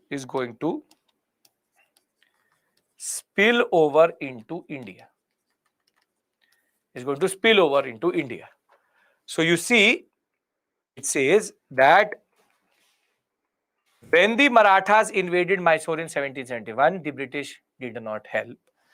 The British started to encroach and trespass more into the Mysorean sector. The French were providing the Mysorean sector with saltpeter, lead, guns, and other hardware, which was coming from Malay, from basically from the Maldives sector itself. And the American War of Independence would have broken out in 1774-75, and that will make Warren Hastings more anxious. And therefore, what the British will try to do is that they will try to capture the Malay sector. So, from the Mauritius and the Reunion sector of the French, things were coming to Malay in India, and thereafter the English will technically attack Malay. Now, and for like the first war, the second war was again the English go for first aggression, But the problem was, saltpeter is added to gunpowder to make it explosive. That's it. Saltpeter is a chemical. Now, the English have first aggression, but because they are first aggressive, Mysore was again able to give them a very good fight. And this war will go on again for a long time, close to 6 to 7 months. But this war will end at a tragic note. Because Hyder Ali will die by the end of this battle. Not in battle, but because of general age and his natural death. So this battle will again conclude as a truce. Will again be a truce. And as it is a truce, basically, though Hyder Ali will be succeeded by Tipu Sultan, this war again is not going to be conclusive. So the war will end with what is called the Treaty of Mangalore. And very simply, the concept was we'll give each other territory back and no further movement, or what we call as further inroads or capturing any other territory. So the point here again is very simple, that because Mysore was so powerful as a vis-a-vis a naval and an army which was French supported, the English were not able to make inroads even in the first war or the second war. Both wars will more or less end with a truce. Are you getting my point? What is common to both is that there are multiple reasons, but Mysore was able to hold on to its ground very, very well. Get my point? So there are internal battles. Truce means draw. It's a draw. Nobody goes nowhere. So very simply, the English had already won over the Marathas via the Treaty of Salwai. So the Marathas were on the side of the English. While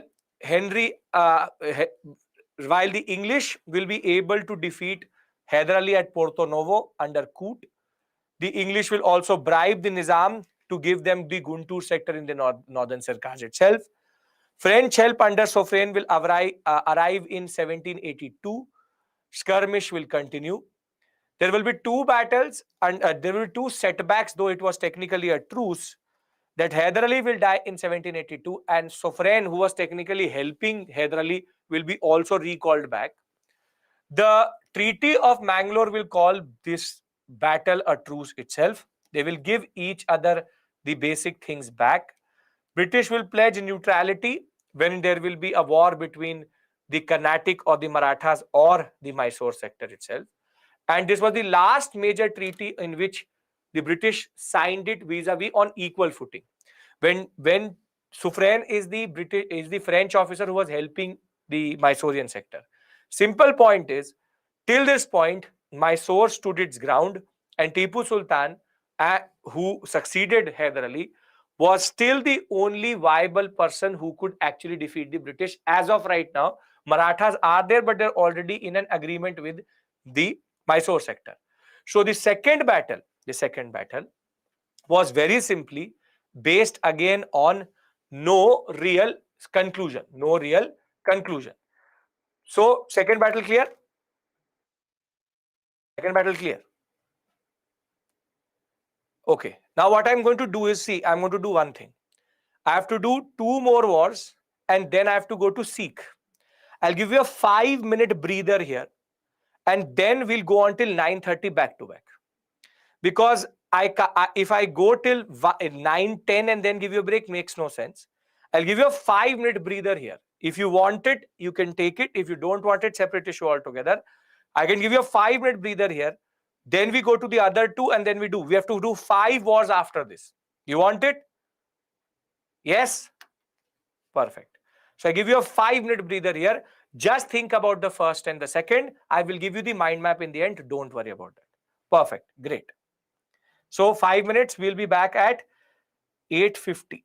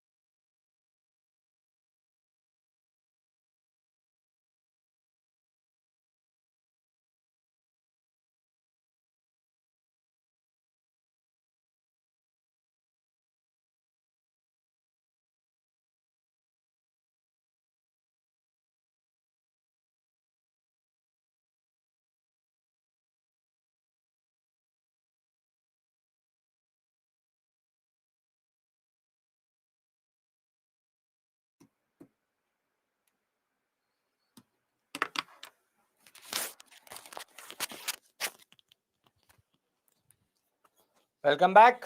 Feel better?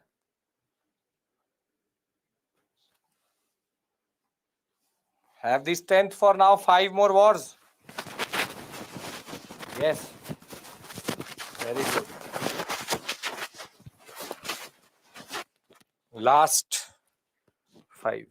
Okay. Can I start now? We discussed first was based on basic hostility. Hyder Ali versus English. Simple point. 1.5 years of war. Nothing. Truce. In turn leads to Treaty of Madras. Simple point is Carnatic sector and Hyder Ali were connected. Encroachments. Thereafter, the story of Second Anglo-Mysore War. Trigger first is Marathas attacking Mysore, breach of Treaty of Madras itself. American War of Independence links up the American-British connection, which in turn leads to the spilling over of this conflict into India.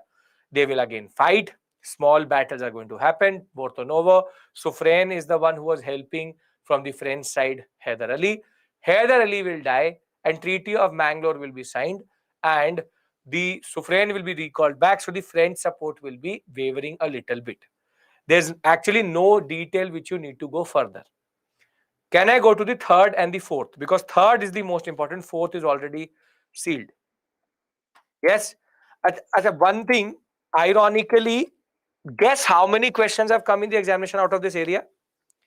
Be it mains or prelims. All of what we are discussing till this point.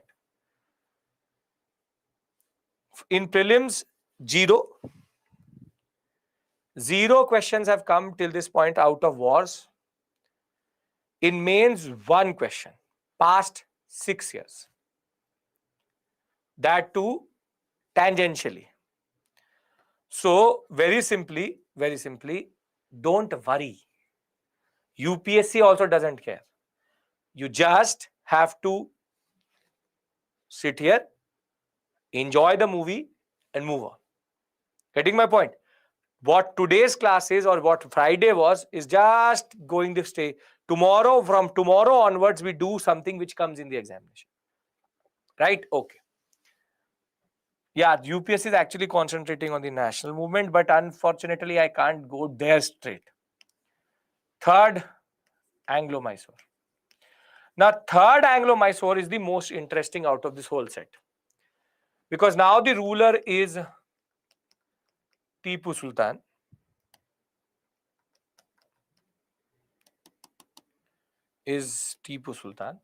He has succeeded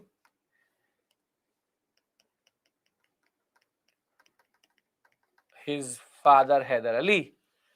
And now there's a very interesting set of things which are going to happen. Very interesting set of things which is going to happen. If you remember, what has the English promised? The English has promised under Mangalore, British pledged neutrality in the case of Carnatic and Maratha battle. Basically, if Carnatic, Maratha and Mysore are fighting, the joke of the century was that the British said that we will not intervene. We will not intervene. This was the thing which they said. Now, what is the reason or the trigger? What is the reason or the trigger? The trigger actually comes from the area called Travancore.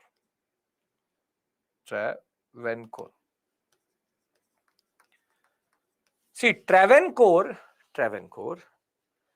is basically Kerala. So if you look at Travancore is this sector. This is Travancore.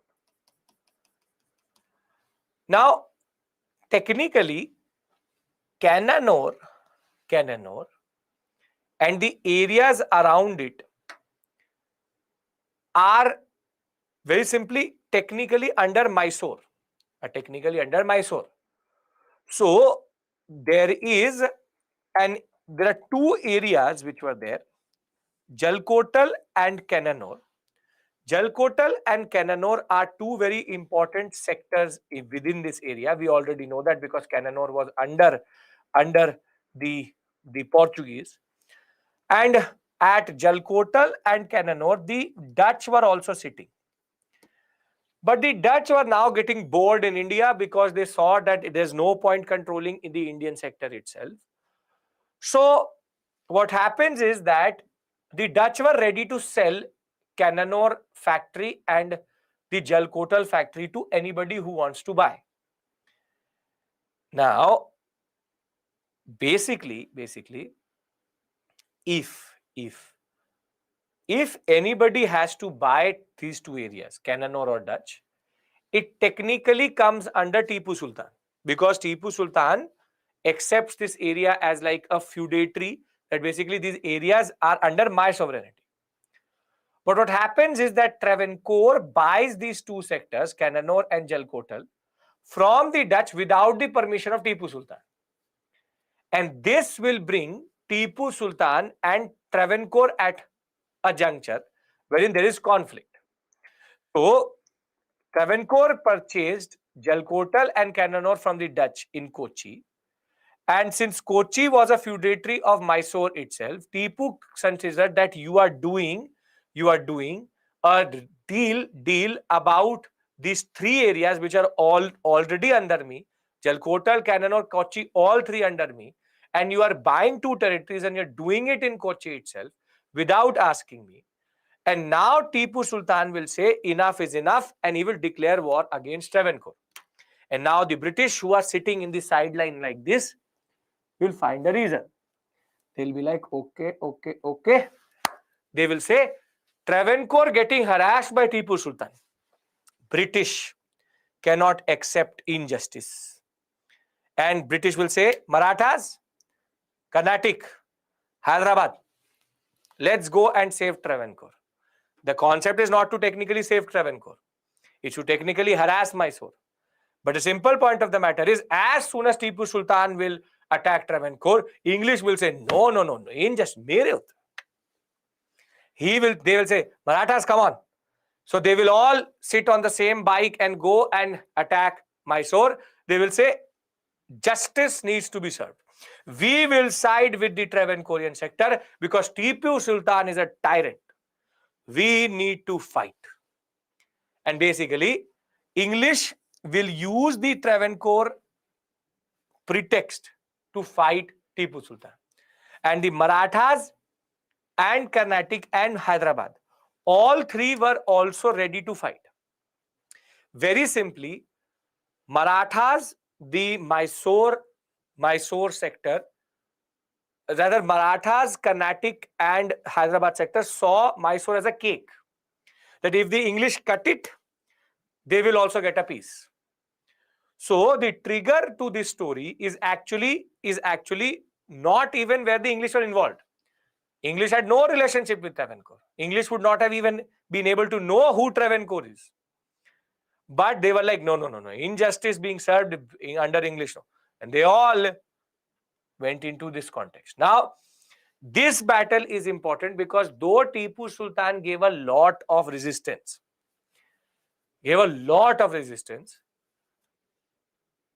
in this battle, more or less, Mysore started to fade. Wherein the English were now trying to push into this sector from three sides, wherein the English were coming from the Madras side, the Marathas were pushing from the Nadan, and both Hyderabad and Marathas were creating pressure from the Nadan side, and Travancore was now fighting in a sense from the southern side. And therefore, what happens is that now now Mysore is basically surrounded. So Tipu Sultan is fighting on multiple fronts. And therefore, the Treaty of Mangalore was only a temporary respite for both these powers. War was inevitable. Cornwallis, who had now become the Governor General, had already brought the Marathas and Nizam under his control via diplomacy. And Tipu Sultan, now looking for help from the French, even sent certain letters to the Turks and the Arabs, basically to Turkey and to even the Egyptian sector and North Africa and Southeast Asian sector, that the English are expanding and need help. But the French were not of any help as of right now. What is going to happen is that Tipu Sultan defeated the English under General Meadows, but then Cornwallis will take up the leadership, and at Ambur and Vellore and at Bangalore, there will be back-to-back defeats which Tipu Sultan will see. With the support of the Marathas, the Nizam, the English attacked the summer capital of or the second capital of the Mysorean sector other than Mysore, which is Seringapatnam. And Tipu Sultan will actually lose this battle, and in turn, the third battle will end with one of the worst treaties ever signed in India, which is called the Treaty of Seringapatnam. Under Treaty of Seringapatnam, Nizam got, now you see how Mysore will be cut like a cake. Nizam will get areas from Krishna beyond the Pennar. 3 crore rupees was taken by Tipu Sultan to be distributed to all these alliance partners. His 2 sons were taken hostage by the English. Half of the Mysorean territory was taken by the English itself. Bharmal, Didigul, Malabar, all taken by the English. And the Marathas got the territories around Tungabhadra and its tributaries. Now you tell me one thing. Were the English using internal politics of India to actually defeat our rulers? Yes or no? Yes.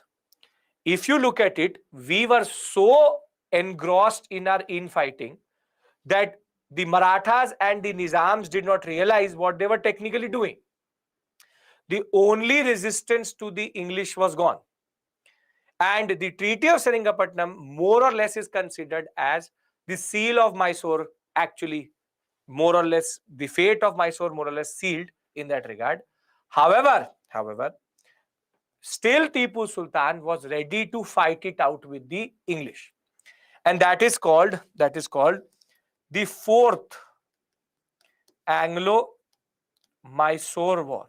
And hereafter we move to the Sikhs. What is the context of the Fourth Mysore War? The Fourth Mysore War was that basically now Tipu Sultan will write to Napoleon.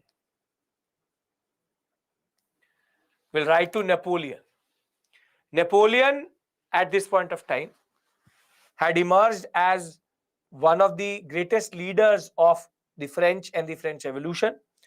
He started what is called the Napoleonic Wars, and the English feared that if Napoleon somehow was able to give any form of support to Tipu Sultan, it will go out of hand in India. Napoleon Bonaparte, yes. And before Napoleon Bonaparte could actually send anything to Tipu Sultan, and because Napoleon had a policy under which he wanted to surround the English and break its trade with India, there will be a preemptive,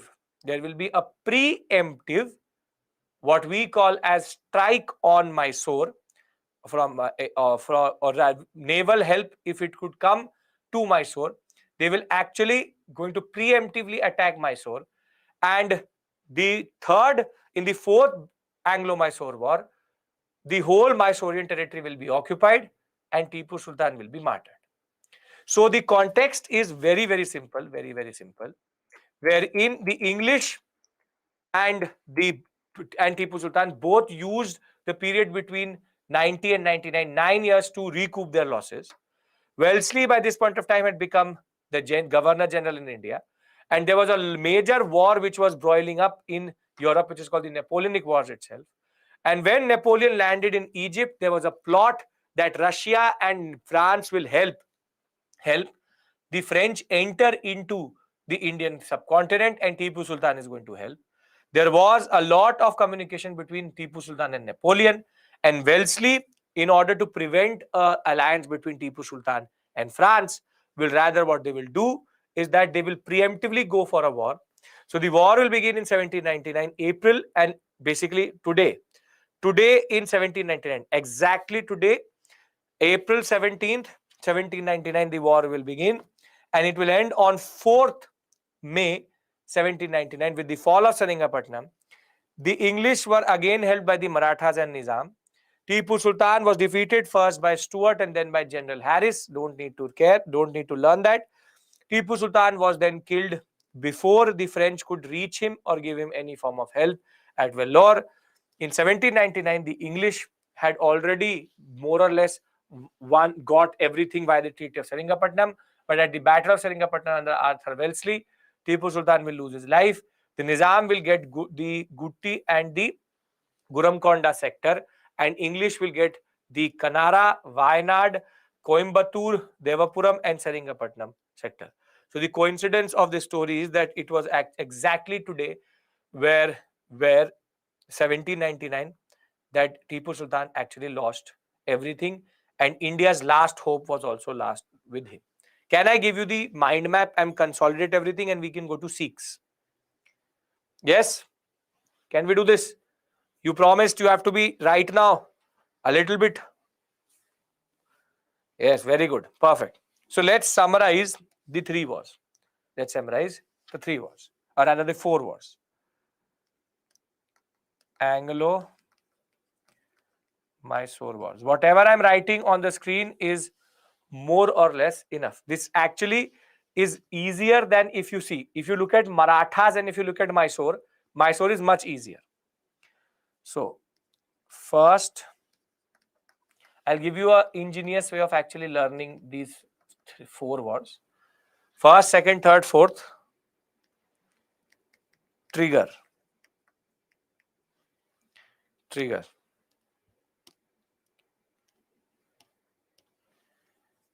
English encroachment. Sorry.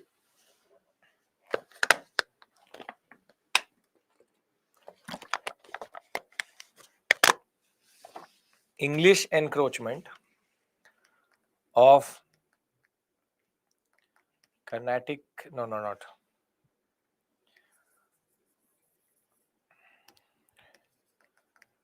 Of Mysorean territory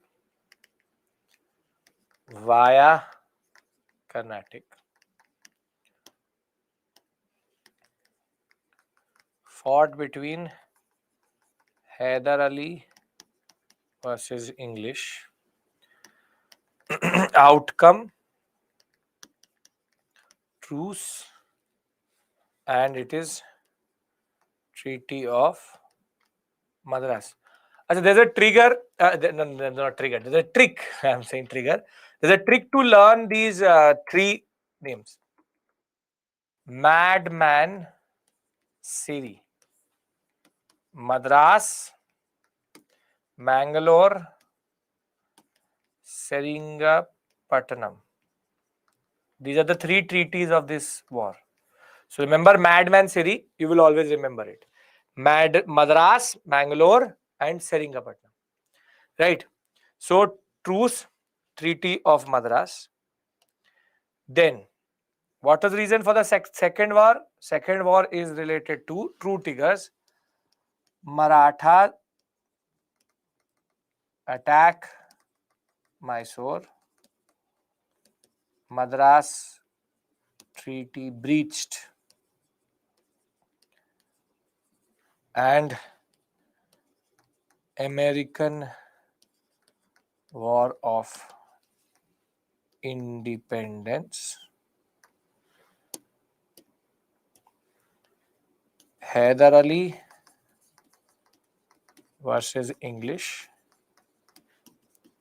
Truce. Treaty of Madras.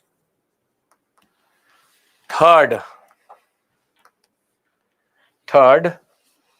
trigger is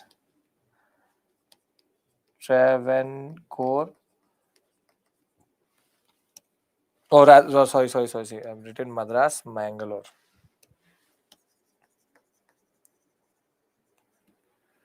Treaty Travancore buys Jalkotal and Cannanore. Travancore buys Jalkotal and Travancore in Cochin. Tipu Sultan attacks Travancore. Tipu Sultan versus English plus Nizam plus Maratha plus Carnatic. Okay, sorry. Bye. Carnatic and defeat of Tipu. Treaty of Seringapatnam. Thereafter,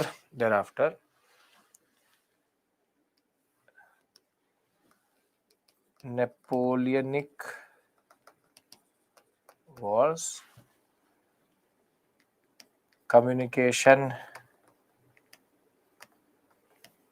between Mysore and Napoleon, Tipu versus British, Nizam, Marathas, Carnatic, Mysore fully occupied.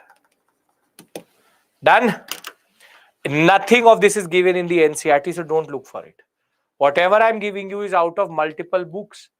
Are we clear about Anglo-Mysore wars? Will you be effectively be able to revise all of this? I think now it doesn't seem difficult because it is systematic. It's systematic. So we have done 3 major mind maps today, and very simply 3 treaties here: Madras, Madras, Mangalore, and Seringapatnam. First, second, third, fourth. Very simply, the trigger, who was it fought between, and there's no treaty in the fourth war. Fourth war is Mysore territory taken itself. Marathas were directly involved, and the Maratha Nizam Carnatic were rather directly involved in the third and the fourth battle, not in the first and the second one.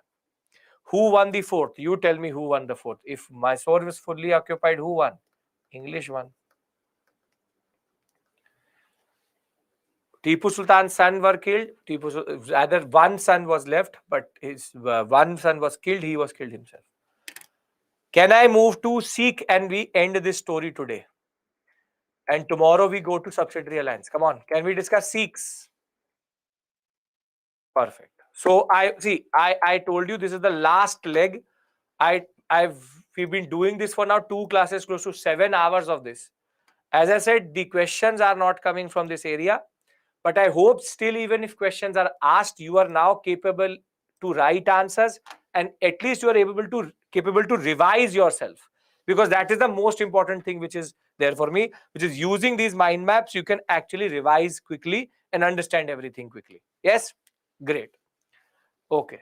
We've discussed Nizam already. If you don't remember, we discussed Hyderabad previously itself.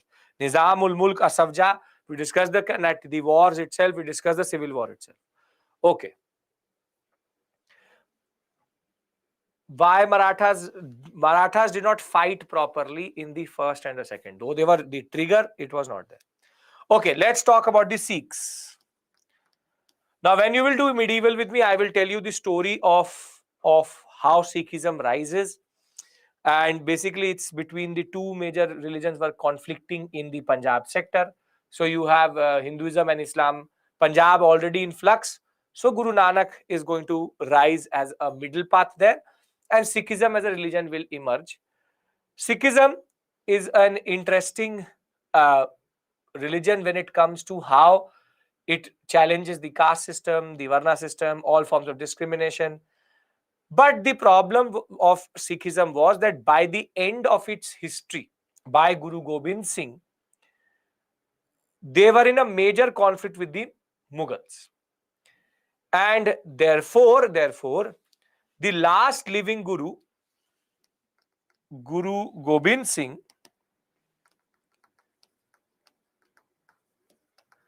he did 2 things. First, that he made the Guru Granth Sahib the eternal Guru. So the Guru Granth Sahib becomes the eternal Guru. The book itself becomes the eternal Guru. Basically, the living Guru tradition ends because Guru Gobind Singh himself had lost 4 of his sons to the Mughal conflict itself. But he also created a very important group which is called the Khalsa. This is called the Khalsa. See, if you think of Sikhism as India, then Khalsa is the army. Basically, Khalsa is, so Sikhism is basically a religion. But Khalsa is the group within the Sikhs or within Sikhism,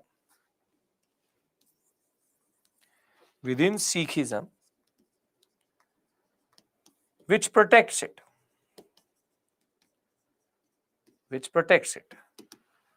So Khalsa basically protects Sikhism. And very simply, by the turn of 18th century, Khalsa was also evolving. And what it was evolving into, I hope you understand the concept of Khalsa, that I will discuss this with you properly also later in medieval.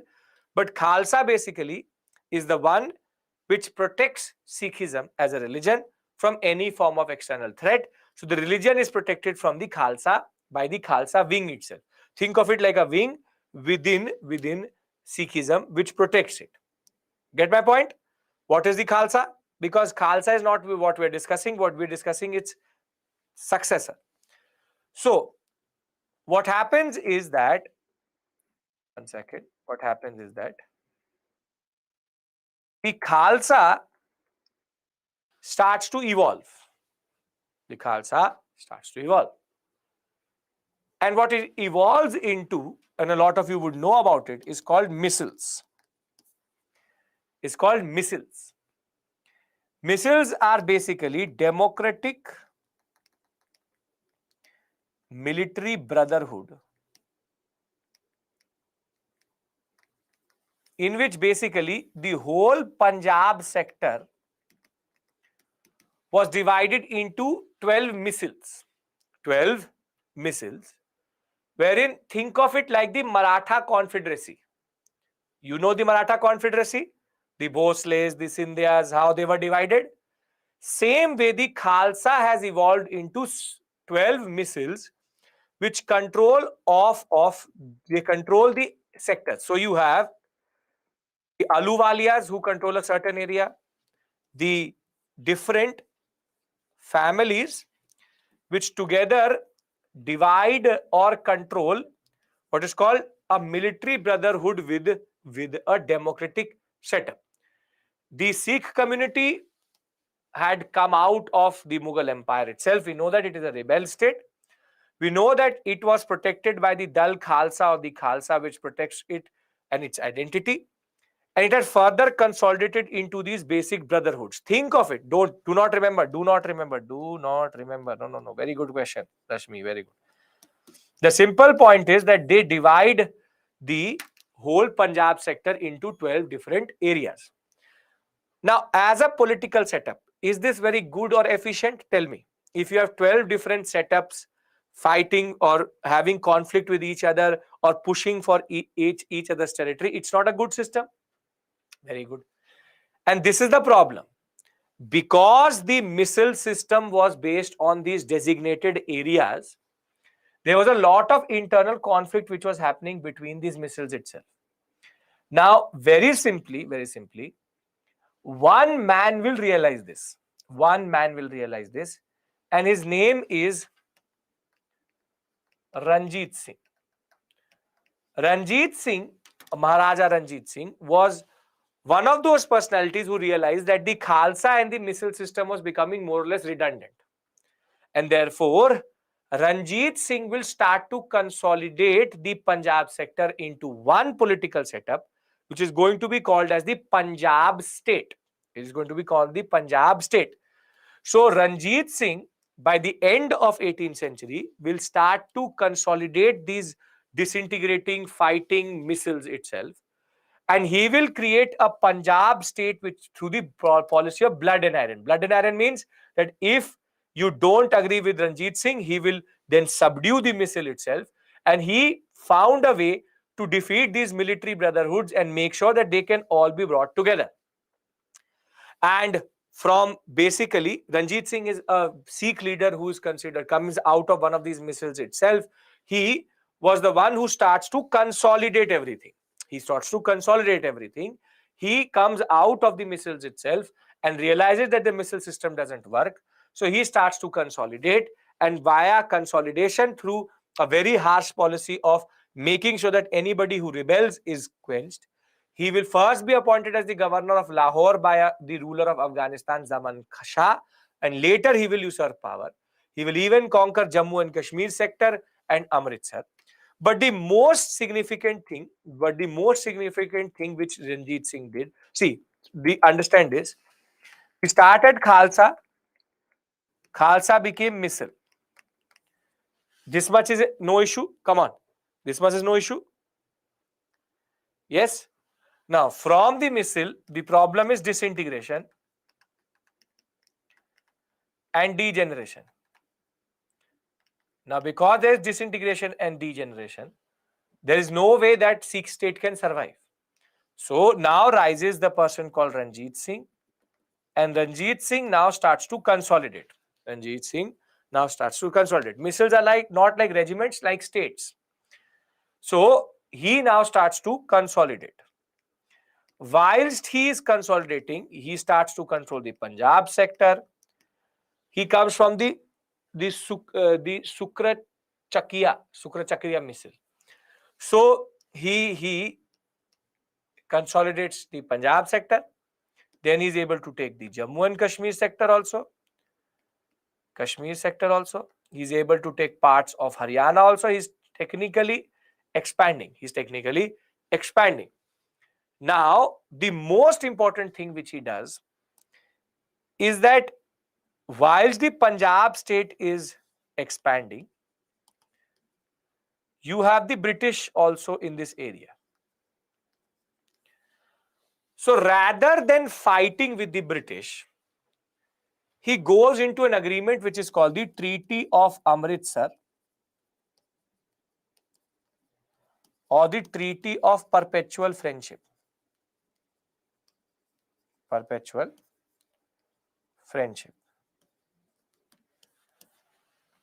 And what is the Treaty of Perpetual Friendship? What is decided is, under Treaty of Perpetual Friendship,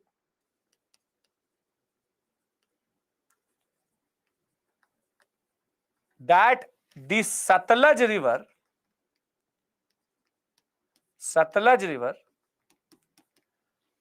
is going to become the border between the Sikhs and the British. Perpetual friendship means dosti forever. Perpetual friendship. So the Sikhs and the British come to an agreement that the Sikhs will not cross over or go east of the Satluj, and the British will not cross over from the west of the Satluj. Basically, they both believe that this is going to be status quo. This is going to be the boundary itself. So very simply, the Treaty of Perpetual Friendship will give stable borders to Punjab, and Ranjit Singh will be able to consolidate. Now, Ranjit Singh will modernize his army also. And under Ranjit Singh, Punjab will be perfect. Everything is good and perfect. He is very, very powerful. He has made treaties. He will consolidate. So when we talk about Ranjit Singh, he will conquer Jammu and Kashmir. He will go into perpetual friendship in 1809. He will build up an army on European lines, considered second best army in Asia itself. Will be manufacturing cannons at Lahore, and will be drawing in a lot of Muslim gunmen who could use these cannons. The basic point of the matter is Ranjit Singh makes Punjab very, very strong and very, very powerful. So from starting at Khalsa to going for degenerating missiles, the fact is Ranjit Singh was able to consolidate the Punjab sector itself. What is good for the British, that British also know that they have a border with the Sikhs, and the Sikhs also know that they have a border with the British. So Ranjit Singh, till Ranjit Singh alive, everything is perfect. Any issue till this point? Ranjit Singh is alive. He has made Punjab very, very strong. Missiles have been removed. Khalsa has now been better organized. Punjab is at its best point at this point of time. Marathas would be the first best army in the subcontinent. Who is making these cannons? The Amritsar sector, or rather the Ranjit Singh himself is now making proper cannons in India in that regard. First best army is Marathas. Second best army would be Sikhs. Khalsa becomes missiles. How? Because Khalsa is basically a protective wing of the Sikhs. That in turn will lead to military organizations within it, and that will in turn become brotherhoods or groups which will then start to control territories. You don't need to know that, but I'm still telling you. We simply have to understand one thing. Ranjit Singh, I'll not go to the war. I'll stop at the pretext. Please understand. Give me 2 minutes. Simple point. Simple point.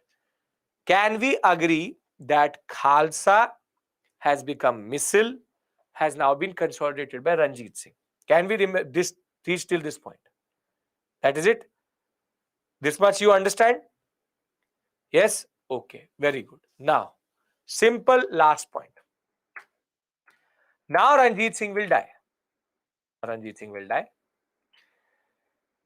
And when Ranjit Singh will die, then it will be utter chaos in the Punjab sector. Utter chaos in the Punjab sector. How? So, Ranjit Singh will die. So, he should be succeeded by his son. His first son is called Kharak Singh. He will be murdered by other Sikh generals. Then after Kharak Singh will come Nauniyal Singh. He will also be murdered. Then after Nauniyal Singh, you will have Sher Singh. He will also be murdered. And in the end, the youngest son of Ranjit Singh will come to power, and his name is Dilip Singh. And Dilip Singh, very simply, will be too young to rule. So he will have his Wazir, which is his prime minister, as a person called Hira Singh. And he will technically be ruling, or he's a minor, so the real power is under a person called Rani Jindal. Is Rani Jindal. Now, it is here where I want to stop, because it will take me 15 minutes to do Sikh war. It's not very complex. The simple point I want you to remember very simply is Punjab starts, and then I'll give you a consolidated account of what we've done today.